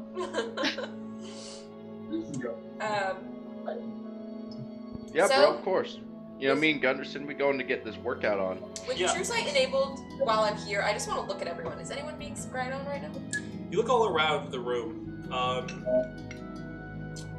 You do see an orb, a visible orb, floating a couple feet over the head of the child, the boy. Dispel magic. Spell magic. I think that's the last time I can do that. It goes away. 5th level. None reappear. Okay, so all right. Does that mean they're scrying on the boy? Yeah, they're scrying on everyone. They're Everyone can get their now Scryed. once you've been scryed on, if you dispel it, or like if I dispel it, it's 24 hours until Yeah. I can do it again. But there's so many of us. There's quite a few. Wait, so like, if I have like an amulet of anti-scrying, and you get scryed on, does it get blocked, or is that just like a workaround? If you're right next to it, if you're right next to it Chad, an then area you're safe. effect? It's an area of effect, yeah. It's like a 10-foot radius. Mm. It's kind of like aura protection or whatever. Although before she dispels it, she's just gonna like. All right, middle finger up. It seems to like shake briefly before you dispel it. All right. And then I guess with that enabled, I'm gonna go to. Would I know to go to the academy or to Marianris? The academy. It's where you can find the mage who knows how to do that. Porkchop and Nabora, you've dealt with the divination thing. Do you want to go deal with the reverse engineering then? Yeah, I do. Excellent. So, to the library, and she marches off down an alley of books. Make an investigation check with advantage as Nabora and Porkchop go digging for information. 19. 19. Yeah, after a while, you do find on the permanent enchantment area of magical items, and talking about their connected magical items, you do have like a rudimentary understanding of this already from making these message items with Galaxia's help. But this expands on that and talks about how you could be tethered from an infinite distance and blah blah blah. magic mumbo jumbo, and eventually come to understand that, like, The electrons changes instantaneously over space and time. you begin to understand that, like, you could potentially reverse this. You can either dispel the magic, you can either utilize the existing magic to try and, like, connect in reverse, or you could attempt to dispel the object at the far end and keep yours intact. That's sort of the kind of three options that are presented to you. To do it would require a ritual, some rare magic, consumable magic items, and someone like Nabora, her help in setting up this runic circle with the item at the center. I'm like, awesome. Okay, what magical items do I need, and can I find them in the forum? It's a fairly expensive list. You need a ruby worth 200 gold pieces. I have that. And 500 gold pieces worth of diamond dust. Galaxy has that. Do you? How much worth of diamond dust? 500? I have one more just for Revivify. I always keep at least one. You might want to. Oh.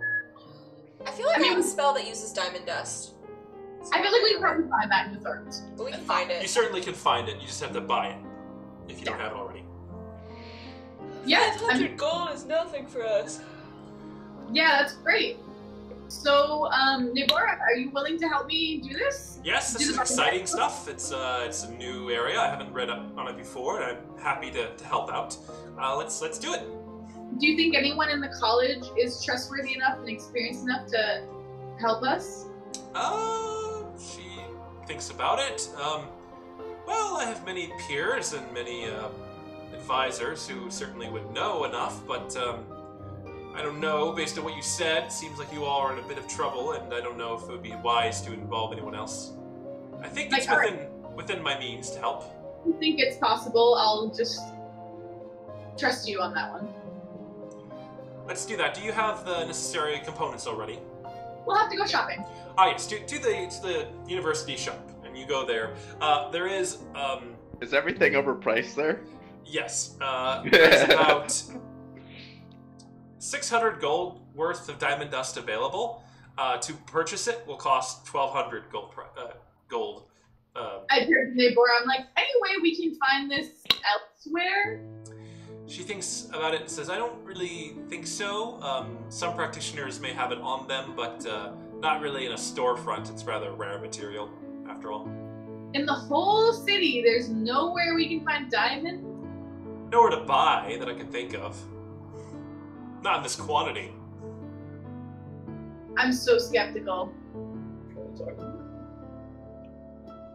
The elf across the counter says, yes, that's just standard pricing. I mean, I guess I can for sure find something in like Noviopolis for much cheaper, but Galactus get us there. It's complicated. I'm not willing to spend double price on diamond dust. Nabora leans over and says, ma'am, are you sure you can't give us an academic discount? It's for a school project. The elf over the counter says, why didn't you say so? Could probably drop it down. She looks and consults a chart.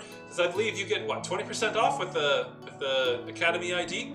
And the Nabora slides a small piece of parchment with like a glowing signature on it. She says, yes, seems in order. Let's see, that would be about 200 gold. How does 1,000 gold sound for 600 gold pieces of diamond dust? Yeah.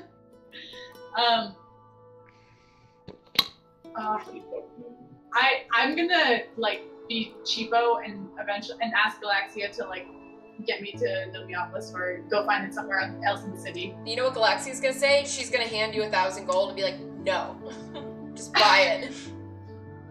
I mean, that's fine. I'll rather spend Galaxia's gold than mine. Okay, I'm walking to the academy. So rich. Are you already going that way? Yeah, you are anyway. Walk into So, pork chop. as you run into Pork Chop, she turns her nose up at it. You explain the situation. Galaxia gives you 1,000 gold to go buy it.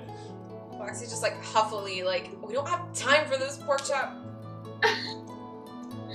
I hand over the 1,000 gold to the clerk and like, very well.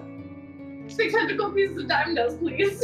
They slide it over the countertop, and you now have 600 gold pieces worth of diamond dust, 500 of which you will now use for the ritual if you wish to do it. I'll give the other 100 to Galaxia because it's hers. Oh, okay, I'll take it. How long does the ritual take, Nagora? I believe setting it up properly will take us about half an hour, but once that's complete, the simple incantation and should allow it to just take place. So And will it be permanent, you think, once it's done? No. So what you understood from this was it's a one-time ritual that allows you access to the connected item. And through it, you basically sense, you understand what it does. Like, you know that this is a homing beacon and it's connected to something else. Whatever the other thing else is, you don't know. You just know that you'd be able to access it in the same way that that thing's accessing this one. And you would tell where that thing is? Will they know? If that's what it does. Well, yeah, will they know, the person who's using the other one? Not necessarily. Okay. I'm gonna let Galaxia in on the plan through message. And just make sure that she's on board. Did I see Pork Chop getting scryed on at all when I saw them? No. Okay. Like, do you think we should do this?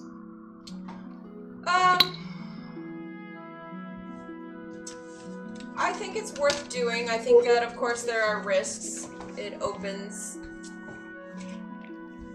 I mean, there are risks, and it makes you vulnerable, probably. But, I mean, I don't really know what else we can do right now. I can handle myself. I trust you. I'm gonna go try to find someone to make that anti-scrying necklace. They were scrying on me and they were scrying on the kids earlier, so. Don't those things only work within like 10 feet of the wearer? Yeah, I talked to her about it. that's true. So, if you were to give it to the family, it wouldn't even necessarily be useful They all just have to stand right next to each other all the time. for the rest of their lives. they We would need more of them. It would start that way, and then they'd probably give up scrying because they're like, oh, it's blocked. They're not gonna just just the way that I'm not gonna scry Corcus anymore because the one time or the two times he was blocked. Don't you guys have the little scrying ball? Is Who else Chad is here? in the nightshade? Yo, bro. Yeah, where's Chad on me? I guess if you really want to, you'd have to give one to each of the family members. Yeah. If we really wanted to protect them. But they have to have some sort of wealth built up, right? Maybe they could access that in some way. Because this is directly in their personal interest. Yeah, they should definitely pay for them.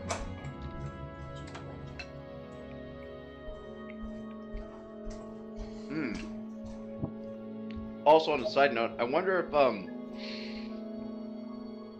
anyone at the college has experience with like sentient items becoming like their own people, like for Little Bro. Like if Little Bro just became his own person after Chad raised him up, and then be like Chad had the son. Oh god, Chad's child. Chad's Help us all. Yo, like while we're working out, like Little Bro's always there working out too. He's hitting the gym. What's happening? Oh, does Gunderson say anything about Little Bro working out with us? Oh, Little Bro drops his sword form and goes back to a small, muscular person. I give him a fist bump. I'm like, bro, let's hit it hard today. Yeah, he waddles over to the nearest rack and just pulls off a couple dumbbells and starts going at it. Gunderson stands and just stares rudely, just like in confusion and disgust. Oh, bro, I'm sorry. I didn't introduce you. This is Little Bro. I rescued him from a, night elf city, something like that. Yeah, he sits here, works out. We chill, and he's my little bro. Gunderson just slowly shakes his head in confusion and walks away to the farthest away corner from all of you. Sits down, grabs whatever the nearest equipment is, and starts using it best he can. Can he lift it? Because they're all magically enchanted to be for someone that's 25 strength. That's fair. Or he would can- there be like something you could like say where it's no longer insane? Well, it's like a dumbbell rack. You've got the whole range of weights, Yeah.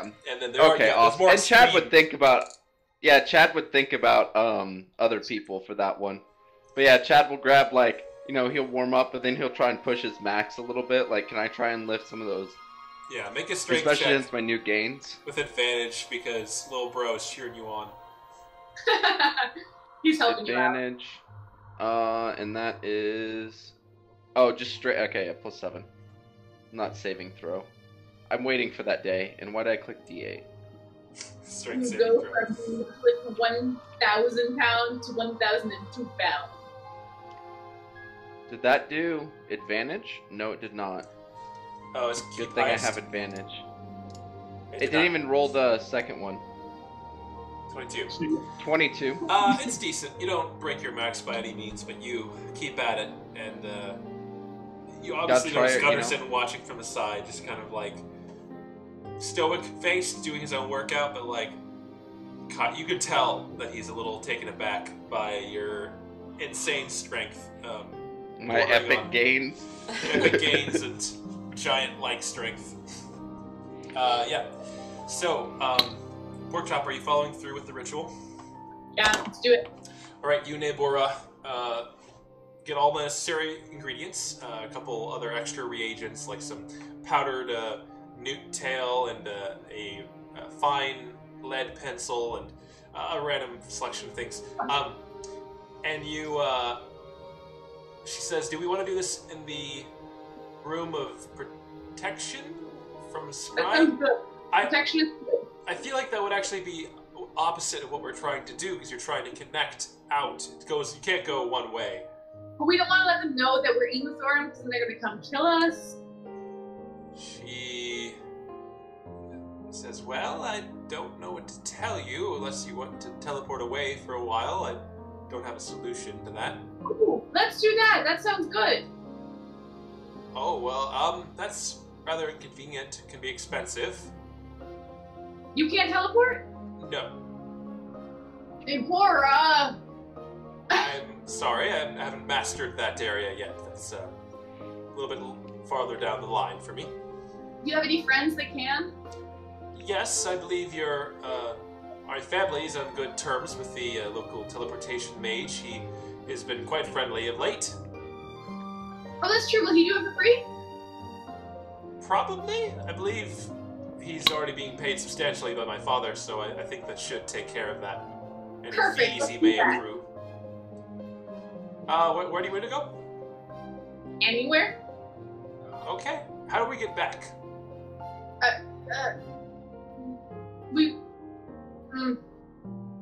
We run? How far? How about we just, like, take a walk outside the city? I don't know. I don't know how far I can run. Oh, Nebora! I'm sorry. I'm just trying to help. Being realistic here. I'm like, alright, I guess we'll just take a walk. Let's walk, like, what time is it? It's like 1 in the afternoon. Okay, great. Let's walk like a few miles outside the city. Okay. You take an hour or so to walk to the edge of the city, and you walk on the northern side. You see the scars of the Giants' battle.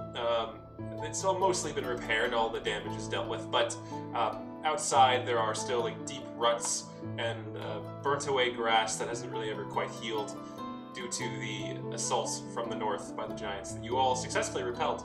But you walk outside the city for a few miles and find a nice little like shaded hilltop. I'm gonna wild shape into like a polar bear and then carry her on my back and run like literally like 20 miles outside the city. All right. As a polar bear, you gallop off to the north. Nebora is initially rather taken aback and confused. She didn't know that you were a druid, but she is happy to come along for the ride. She seems to enjoy the speed. It's quite exciting for her. It's a little out of the ordinary. She's never ridden a polar bear before. Anyway, at the end of that journey, she disembarks and you are still a polar bear. Wild shape back. No longer a polar bear. And No. you see like there's a nice like boulder in the shade. You sit down and put out a picnic blanket, and she then lays down the fine parchment necessary for this casting of this reverse engineered magic. She begins to sprinkle the diamond dust out in the pattern of like a complicated rune circle, and placing the ruby in the center. She says, I believe we're ready, if you've got the item.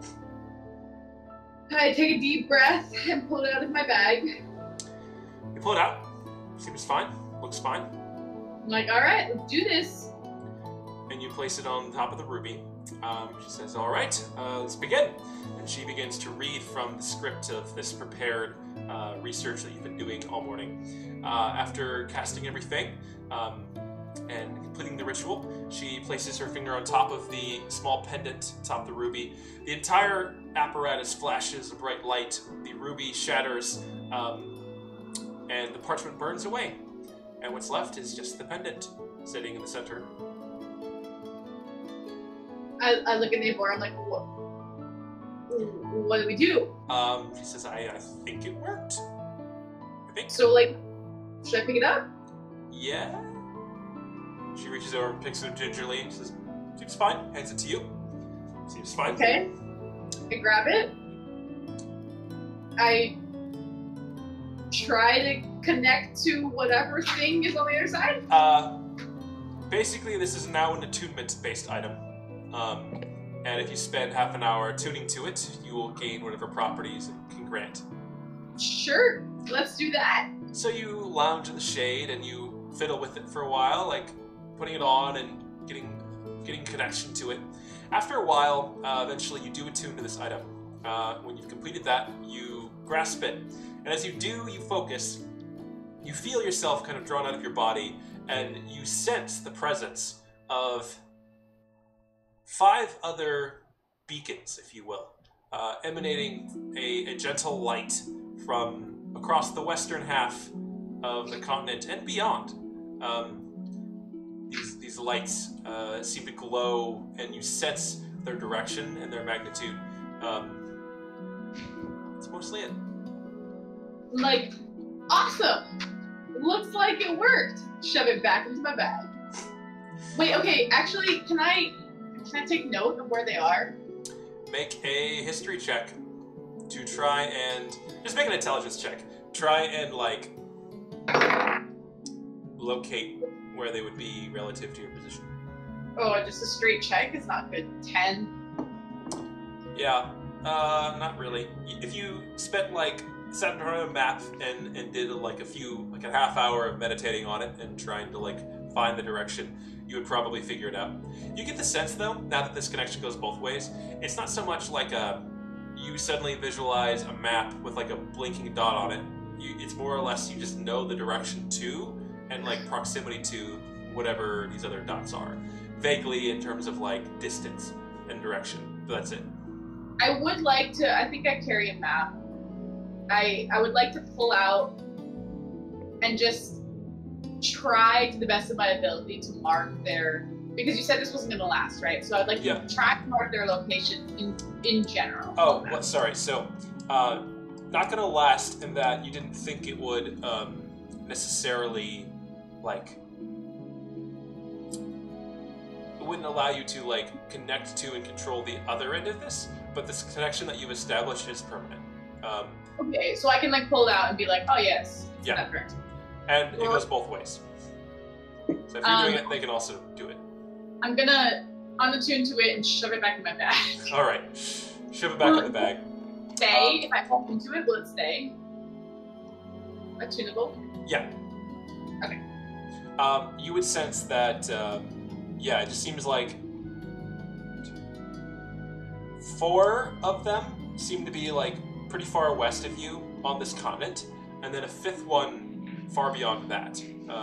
Much farther, actually it'd be, like, east from where you are now. Oh. So far west that it's east? Yeah. Oh. Pretty much. I mean, technically that works, right? So like Yeah. on Ebria, presumably. More southern than that, probably Akesh. Wait, do we live on a flat Earth? No. It is a circle. Oh. A sphere. Wait. Oh, okay. I was like, Wait. Oh, Oracle. I'm like, If you all are flat Earth tests, it'd be like, yes, it is indeed flat.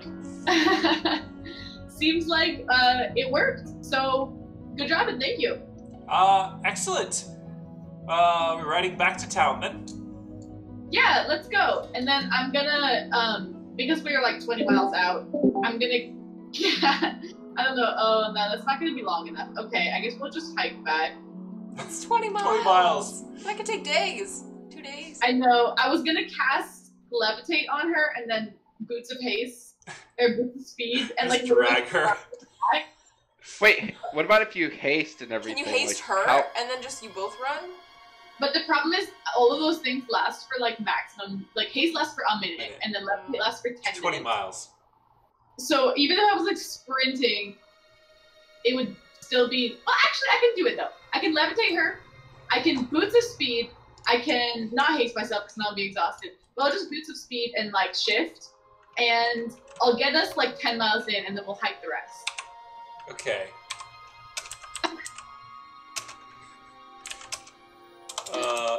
How many times do you cast levitate? 3. So you have 30 minutes of that. That's true. I can do. Or you could ask her if she could cast levitate. Ooh, even better. Yeah. Even at your top speed, you'd only get like 2 miles before you ran out of steam. Okay. She mentions that she can cast levitate. She'd prefer to not do that and ride back, but is there a problem? Can you not turn back into a polar bear? Well, I can only do that once a day. Oh, she's confused. But she's open to alternatives. Yeah, so if she wants to cast levitate on herself, I can tie a rope to her and then just run with her. She seems a little hesitant, but says if that's the fastest way back to town, I'm not opposed. Like, oh, it is. All right. So she casts levitate on herself. You see her float a couple feet in the air.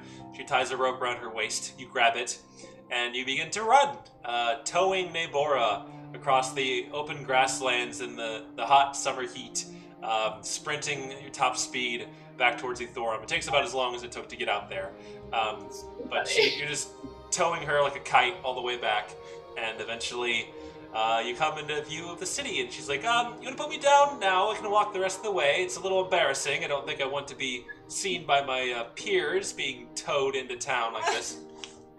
Her hair is like permanently like back. Yep. Oh yeah, I'll put her down with a little mutter to myself about like, oh, it's embarrassing, is it? It is. Anyway, you make your way back to town. So you successfully kind of establish this link between the magical pendant that you have and the other ones. Galaxia, you arrive at the Mage College, talk to Porkchop, and then go in search of whoever can make this divination pendant for you all. You talk for a while, and eventually you find out that it is possible. It would take about a week to craft, and about 8,000 gold. I don't think we have a week.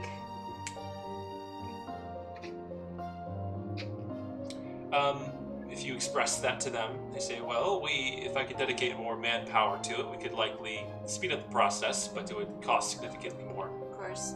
Wait, why don't we have a week? I want to get them out of Uthorum. Like now. Like tomorrow morning as soon as I can. Because I don't want to endanger Uthorum any longer than I have to. Well, we could have them being made and bring them somewhere else.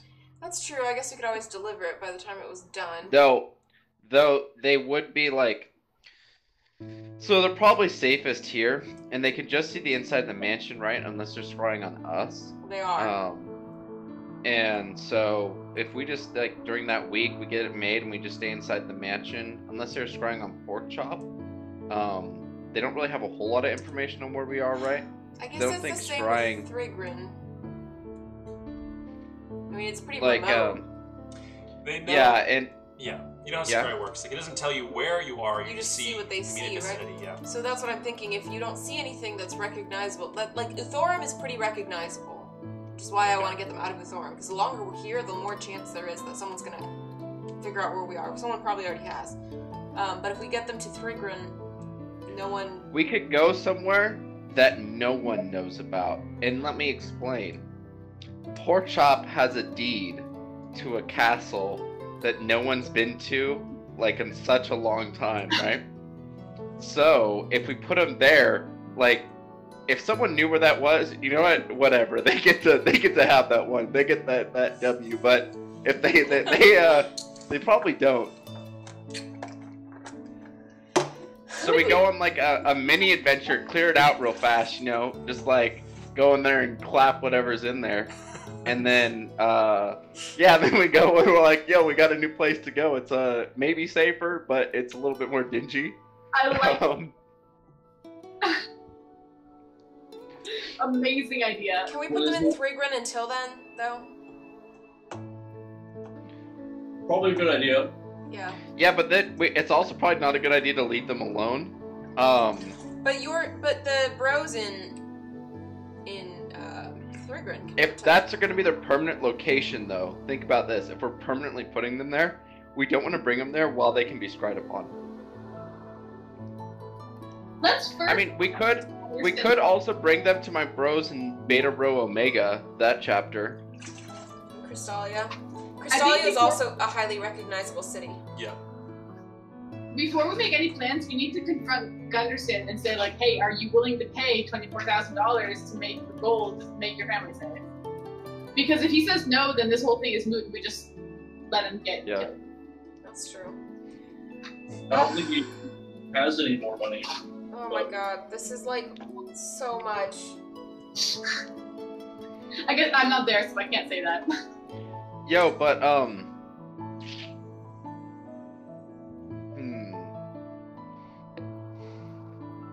So, Galaxia, you are talking to this guy here now. He says, I can speed it up by 2 to 3 days, but it'll cost substantially more, probably around 14k. But it's doable. Yeah, of course. Well, thank you for the information. I need to consult with the rest of my party, and I will be back. Alright, I'll be here. You return to the mansion. Nabora and Porkchop arrive around the same time, around 3:30 p.m. She's going to be here until dinner. She embraces you, happy to see you, and says, so, what's all the hullabaloo about? I look her in the eyes and I'm like, Nabora, can I trust you not to breathe a word of this to anyone, especially our brother and our father? Of course. You think that I tell them things? I never tell them things. Okay, I mean, I thought so. And with my insight, is she telling the Oh, truth? yeah, she's telling the truth. Okay. And I'll give her kind of I don't want to tell her every detail, but I'll give her kind of an overview, basically, that we need to get this group of people to safety because they and subsequently us are being tracked by a group of assassins. Is there a better word for what we know of them right now? Yeah, sure.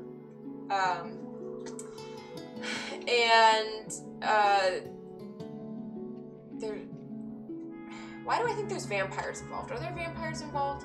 What? I don't think there's vampires. Is that something I made up? Okay, for some reason I think the Nightshades are vampires. I don't know where I got that. They are now. Let's just put it that way. Vampires. There might be vampires. Anyways, yes. do you want vampires to be involved? No, I really don't. I really do. What? I don't. That sounds like an awful Vampires time. suck, yeah. We thought No, about I'd actually. what are you guys talking about? It's a great monster. Vampires are amazing monsters. Anyways. You know who? You won't ever see Thazal again. He's gonna get permanently charmed this time. Oh fuck! I love Thazal. I don't want to see him get charmed by a vampire. He'll get charmed really easily. He's lightweight. Yeah. I'm not there, so I don't hear it. I tell her, yes, this is Gunderson of the council, which is why you cannot tell anyone about this. No one can know that we have him here. We're leaving in the morning, and I can't tell you where we're going because I don't even know myself. All right. But until then, we need to protect them, and we're being scryed on a lot. I see. Well, that all sounds very bad. You just can't go without being tangled up in something horrible. Apparently not. And apparently I never come home except when things are horrible. That's unfortunate. You can trust me not to talk about this. I hope you resolve it quickly, though. What do you... Are we gonna eat dinner? What do you want to do? Yeah, I'm just saying. I assumed I was saying all of this over dinner. Oh, okay, yeah. So you all have dinner. Are you enjoying your dinner, or what are you doing? Yeah. Okay, you all eat dinner together, and Yeah. I do not, though. I do not want. I think we need to eat dinner. No, there's no way. I want to protect. I want to protect Nabora. Basically, I don't want whoever's scrying on any of us. you could serve Gunderson and his family in their quarters. Yeah, we'll do that. I want to eat dinner stealthily. And I guess if they're scrying on pork chop dissolve me or Chad, they can still. Or them. Wait, how long does True Sight last? It only lasts an hour, so it's gone now. I hate this.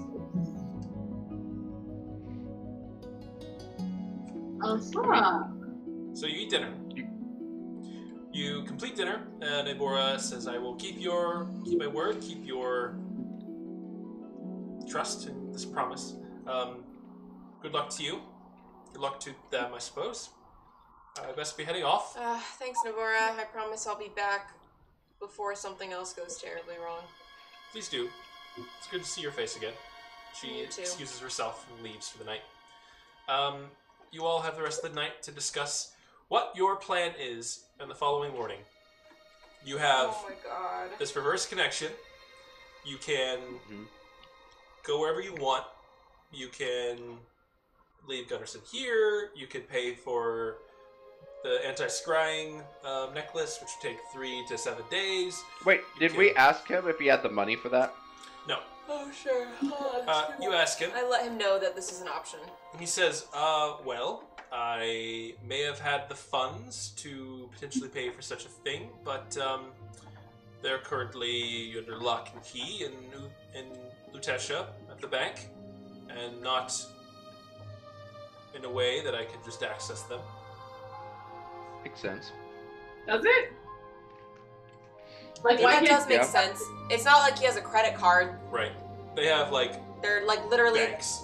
I mean, we carry all our gold on us, but You I didn't would have it assume when that's not the norm. you didn't have it when you abducted him in the night, that's for sure. But if we took him back to Lutetia secretly and had him withdraw his money from the bank,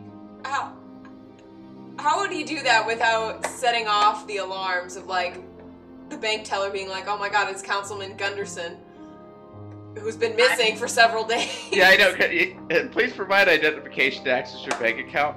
Oh, a missing person. That's wonderful. Let me Missing contact the appropriate political authorities leader. real quick.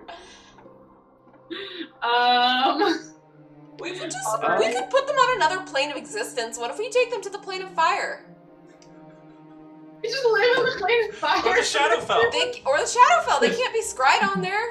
Holy hell, so like, there you go! There is a fitting punishment. Hey, yo, just let's ask Gunderson. It's his life and his family. Yo, Gunderson, like, what do you want to do? Like, Okay, with your life and then- your family? Knowing this, Like, I lay we're out here- the options Yeah, you tell him what all the options are. and the pros and cons. He slowly nods and says, well, I don't like any of those options. But I understand Stuff with a group of assassins. the necessity of being able to escape their reach. In that regard, Thriggrin does seem agreeable, despite it being utterly unagreeable in every other sense. I have no funds. Not funds that I can access here, and certainly not Thriggrin. I don't know. I wish to just keep my family safe. Whatever the most efficient and cleanest way to do that is, perhaps you all could. Yo, Access. dude, don't even worry about your funds for now. Like, my bros in Thriggrin, like, they'll help you out, you know? And go there. They'll, you know, we get some work or something for the chapter. Something good like to that. hear. They can hook you up. He says, I did have a bit of a lockbox in my estate in Lutetia. It wasn't the full amount. You said it was 12K. It had about 6K in it, maybe of use, but again, I can't access that, and it was hidden on the floorboards next to the bed. That's all I can think of. We may be able to retrieve that at some point, but I think our first priority is getting you safe, getting your family safe. I mean, Porkchop literally stole a bunch of crap in front of a beholder, stealing a little. Balrog. I got Balrog. it. I mean, I think we can get it. I just think that, like, to get to Lutetia, we have to teleport. And I can only do that. Gunderson speaks up. He says, it is likely, in the past couple days, since this has all happened, with the influence that these people have, they may have spun this to their advantage. You're likely fairly recognizable in Lutetia now, and wouldn't be welcomed. At least not in a way that would go well for you all. Oh, I wouldn't worry about that either. Well, maybe I ask that you pay for this magic item up front and then get that quickly so that we can complete this errand. And then once that's taken care of, perhaps you could acquire the wealth that I had mentioned and anything else you wish. You're welcome to at the property. It's not... I have nothing else to offer. He seems very glum. Having once been well off and having that all stripped away in a single night, he doesn't really know how else to state it. I mean, I don't know about you guys, but I don't have the cash to front 8,000, 12,000 gold right now. Wait, is that 12,000 for all 4 of them? No, it's 12,000 for one. There's no way we can get 4 of them. Yeah, he only has 6,000. I'm not paying for his amulet. I mean, even for the whole week, 8,000, that's a lot.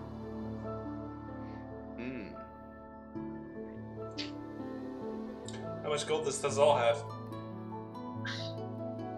I don't have a whole lot. I don't have enough Thazal to would front not do that.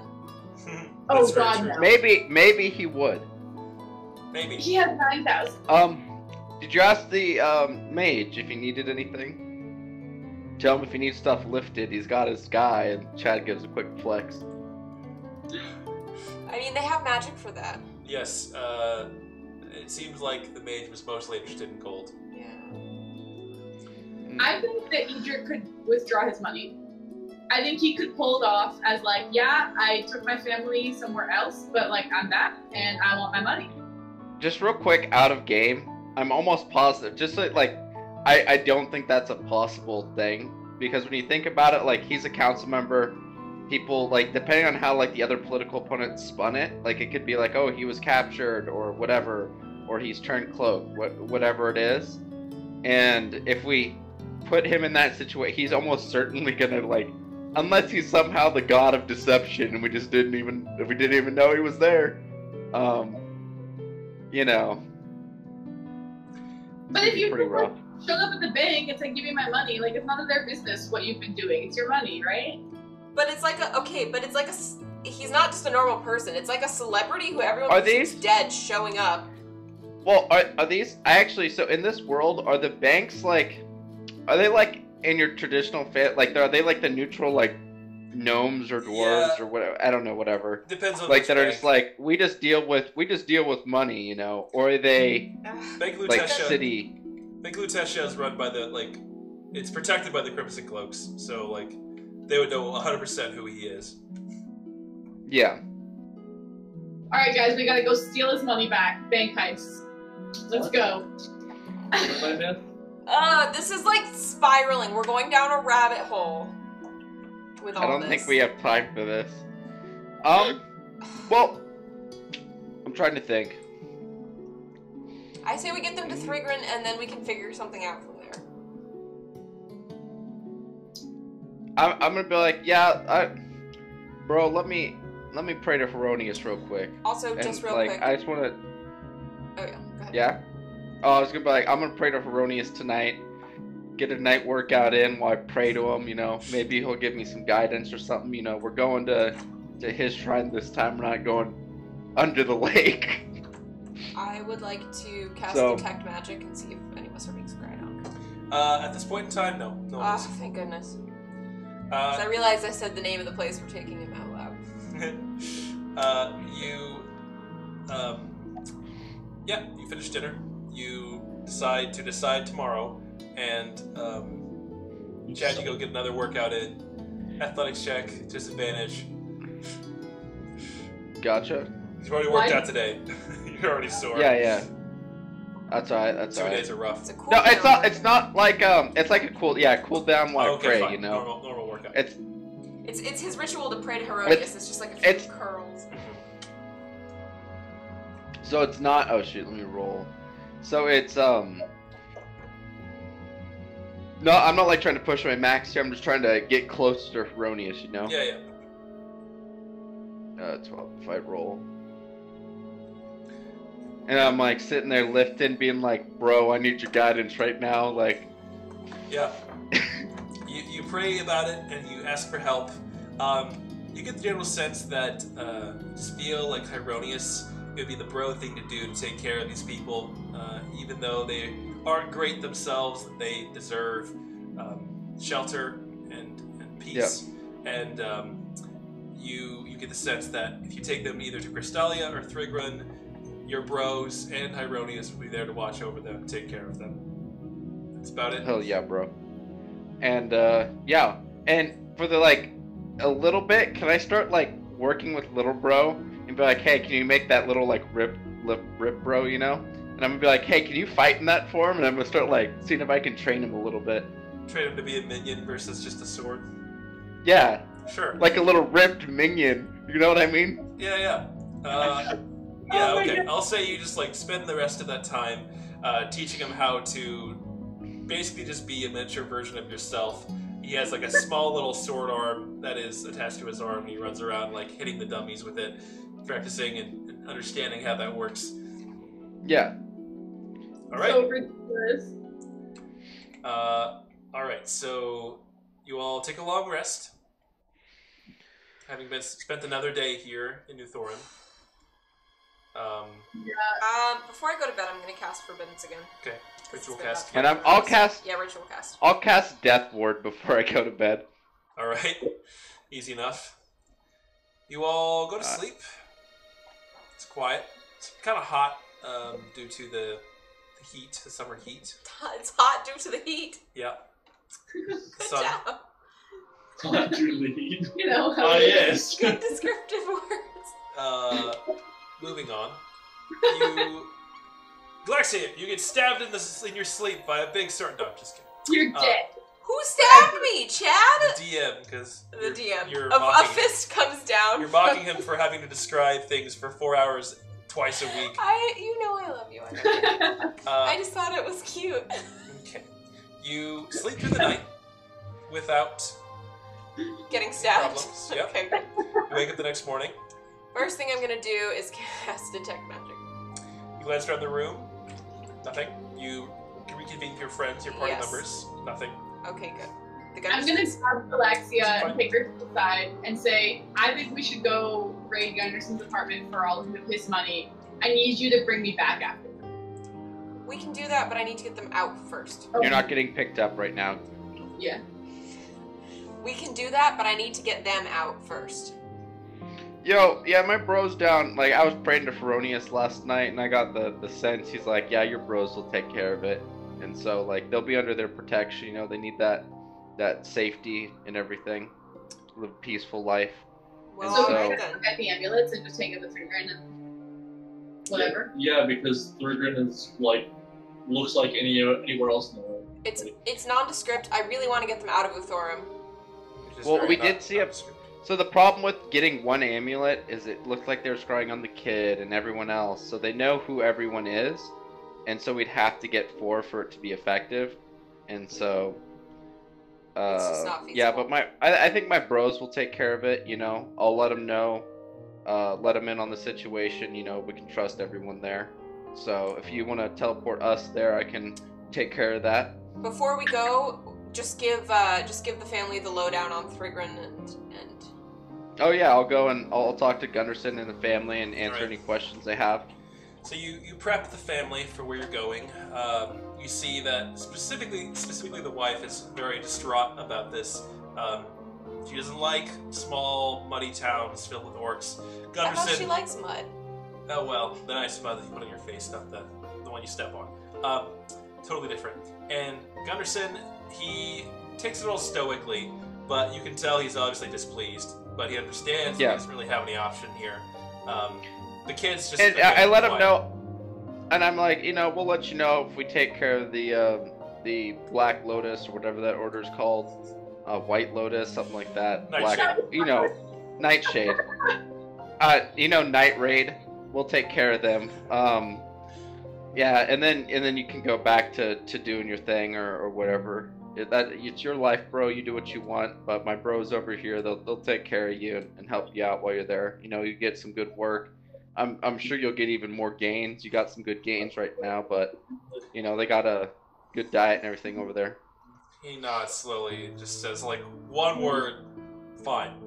I guess I'm gonna ask them on the, if we do end up going back to your house in Lutesha, is there anything else you would like us to grab? You look back and We forth. can't take much, but small things. Says, there's nothing really beyond sentimental pieces. There's nothing essential.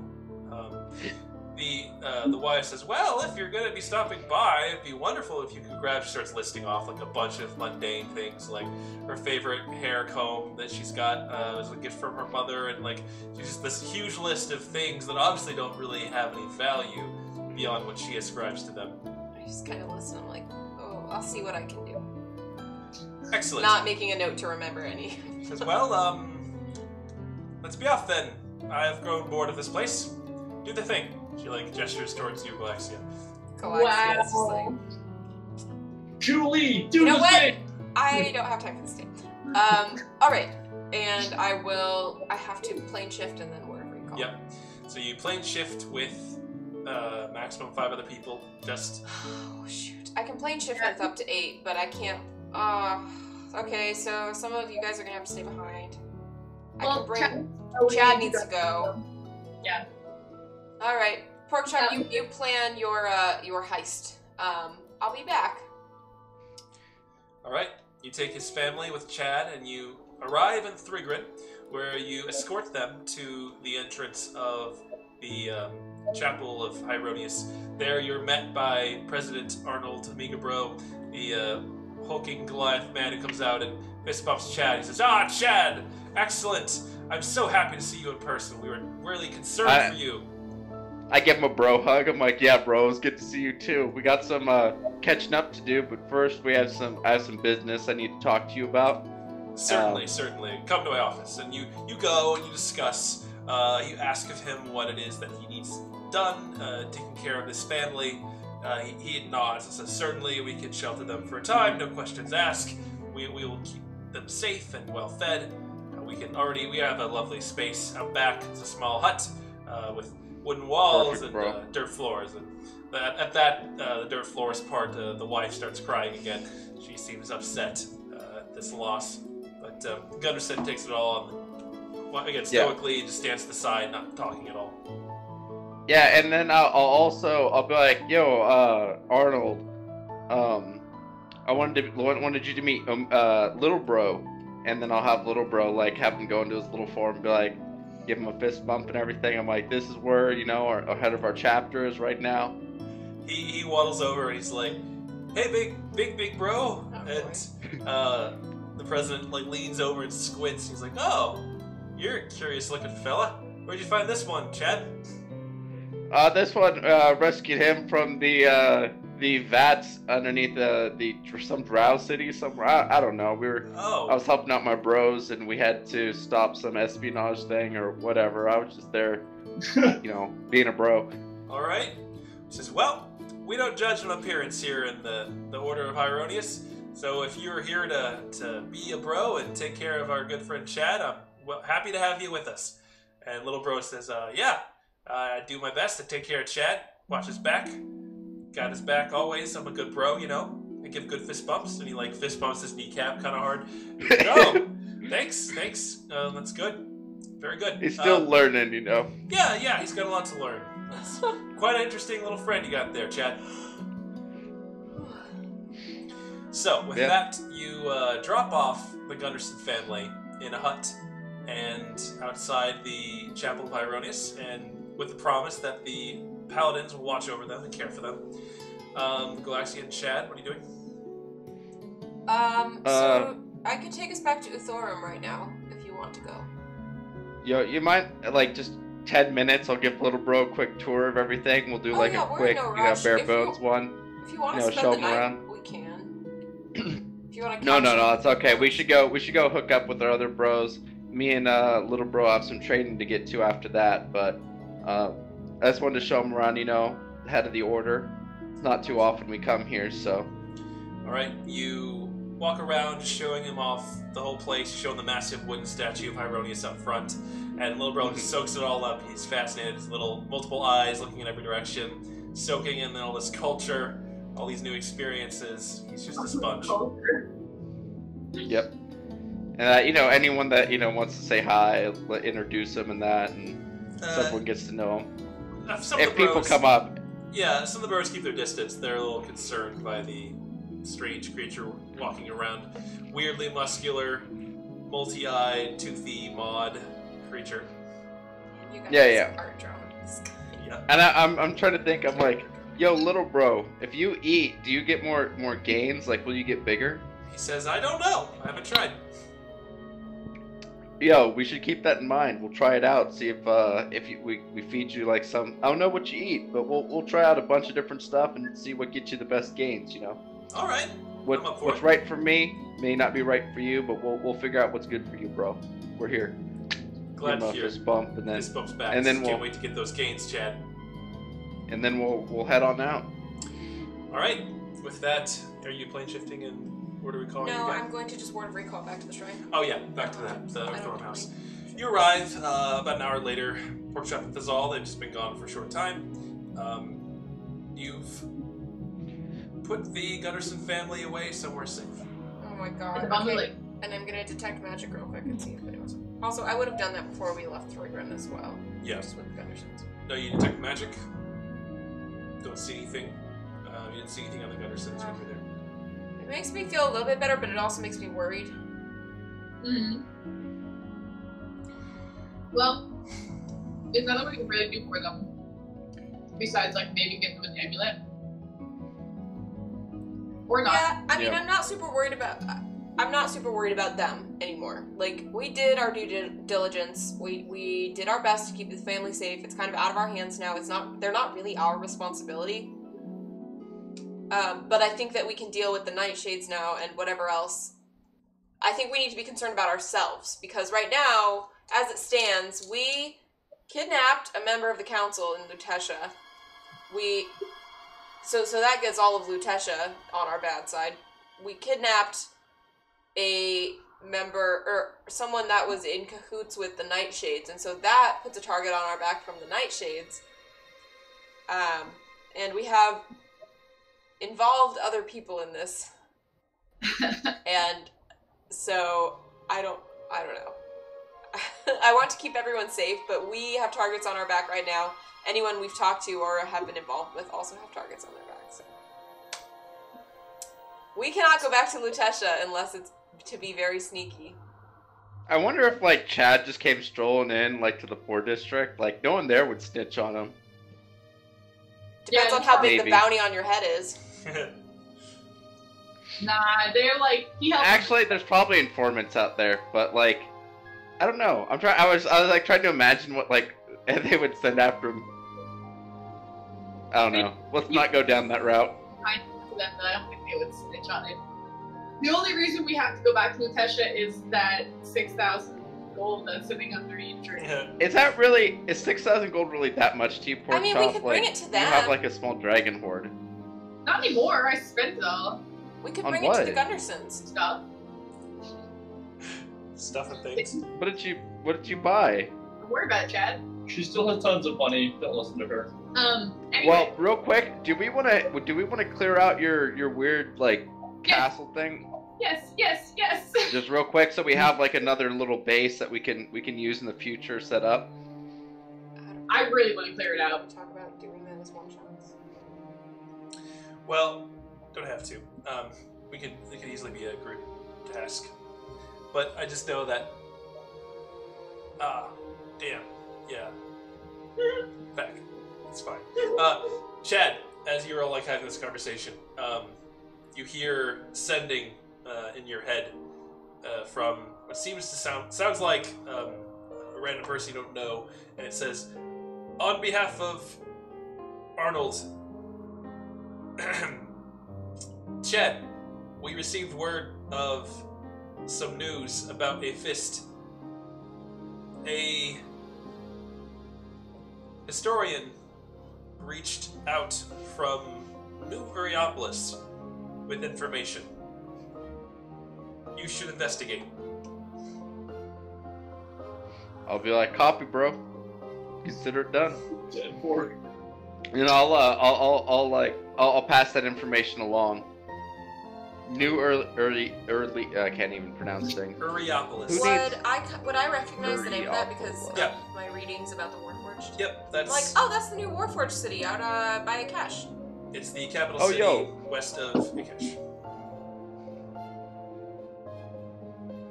That's where all the Warforged are from. Who's at war with, or who's Well, they have been at war with Shalthalis and the Resonor Dominion, but Flash Wars. that was a while ago. Hasn't reignited recently. we have so many options, man. Is So, yeah. Uriopolis, is that an I or an E? It's Uryopolis.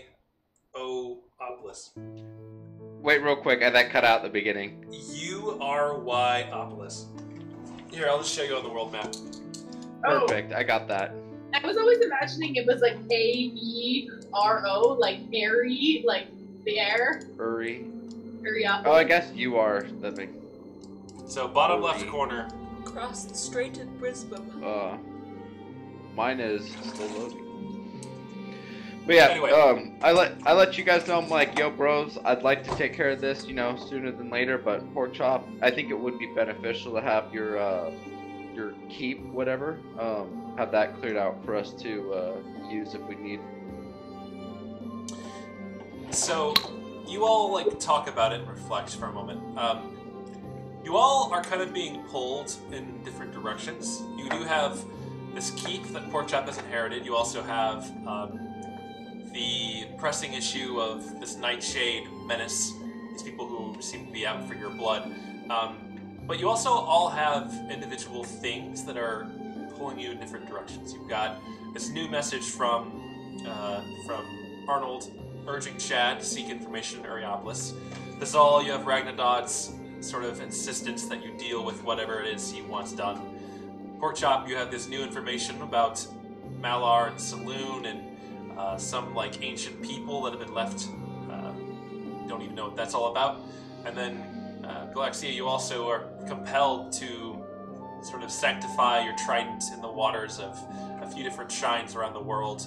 You just have a lot of things to do. And so, out of game, one option would be for you all to split up and individually pursue these goals.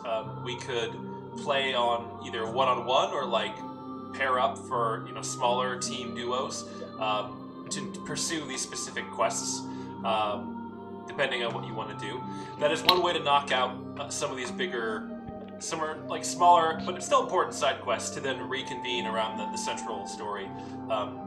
And also out of game, I have done this before with other groups, and it's always been some of the highlights of the entire game, because when you're able to do that kind of session, you do just have so much more active time as a player, and you can get so much more done when there's just you're rolling with it, there's no deliberation, you just keep going. And so it's pretty fun.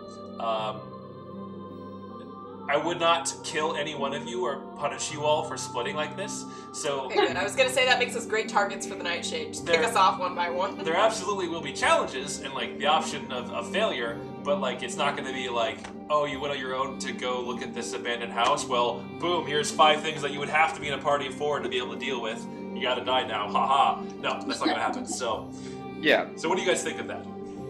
I think that'd be fun. Yeah. Yeah, I'd be down. I think it would be more fun to have one other person. You can also pair up, yeah. I think it would be fun So just, I'm thinking about from Galaxia's perspective, if you were going to do 2 sessions like that per person, which is what you did with your other group. Yeah. I think that it would make sense for Galaxia and Chad to pair up initially because Galaxia has to go to Ikesh anyways. For one of her Shrines, dip things. So it would make sense for them to pair up in the beginning and then maybe split at some point. Yep. And then I don't know about the Solemn Pork Chop, but I think it would be fun to do both, honestly, just one person or by yourself. I'd be open to doing it by yourself too. I guess I'm a little bit more skeptical, but like I'm willing to try it.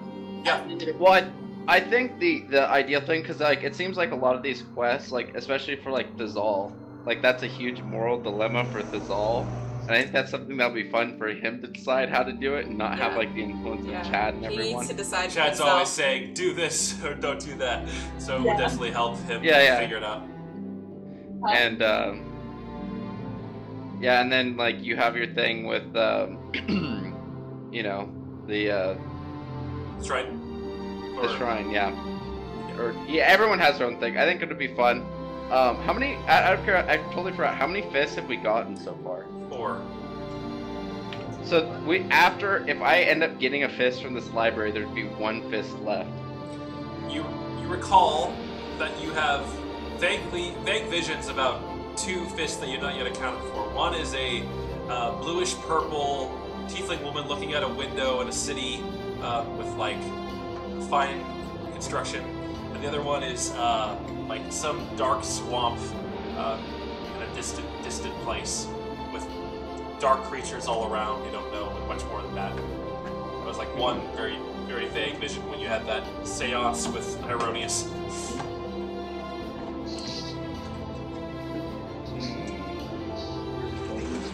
So what are you guys thinking? Yeah, I think we should do I that. think that'd be fun. Yeah, try it. So, back to in character. You've discussed all this. You're all aware of the resulting consequences. What are you all wanting to do? You can, as a group, try and deal with the Nightshade. As a group, try and deal with Porkchop's Mansion and Dokana. Or split up and focus on your individual things. Porkchop can do her mansion. Porkchop can do whatever she wants. A lot of options. What if we split up and along the way, because we know some things about the Nightshade, but we don't know. I don't even think we know enough to really know where to start. So what if along the way we try to find information about that as well? I mean, we have homing beacons, the people who have the homing beacons, so we can find all of the leaders. If they still have Top assassination quest. You Yeah, also just button hopping and stab people. you have also the intel from Gunderson about his suspected where people are and what they might be doing. Yeah, so we Well, could also like investigation. out of game, I think I think clearing out Porkchop's thing might be nice, just because it would be like refreshing. Like, oh, today we're just gonna go hack and slash our way through this, and it's like pretty simple. Like we just have to clear it out. You know, like that might be like it's a change of pace. But then we also have our solo ones. I think we should hold off on the Nightshade though, just because like after we get some more strings wrapped up, where we have some more focus, 'cause that seems like it'll be a pretty long endeavor. Could be, yeah. Yeah. I think it makes sense to do split up and then go to maybe do like Porkchop's Mansion after you come back together as like a kind of bring it back in, and then go on from there, because that wraps up a lot of those loose threads to then bring it back to the main story. Yeah. Well, I mean, Chad still has 1 more fist. Also, you wouldn't know this, but these individual quests are the actual gates for leveling up to 17 and beyond. You guys have been locked at 16 for a while, so these individual like personal growth journeys will That's be what it the takes beginning, now. the beginning of the final like arcs of this campaign. That's so sad. Yeah. I don't want it to end. I mean, we can always start playing another one. past level 20 is like insane. It's like you're just- basically gods then. You are demigods, and you just travel the plains, murdering gods, and like it's nonsense. Yeah. You know, and then the characters, it's always fun. Like when you play another campaign, you just run into one of your old. You're like, oh yeah, like Chad's here, Galaxia's here, like, you know, and they're just like an NPC now, just chilling. Yeah. Oh, I have plans. I have so many plans. I- But like, yeah, we're not anywhere close to the end of the campaign. I have no idea how far we are, away we are. But like, this is another like month of loose ends, and then it'll be the main story plot points all the way to level 20 and finishing our campaign. Yeah. Oh, do we have the stream still going? Yep. Yeah, I can stop it. I think Yeah, I we didn't know. for here This today. is probably. Yeah. Okay. Thanks But for it's everyone been who was watching. If Thanks. there's anyone there. Next stream will be individual sessions, we'll say.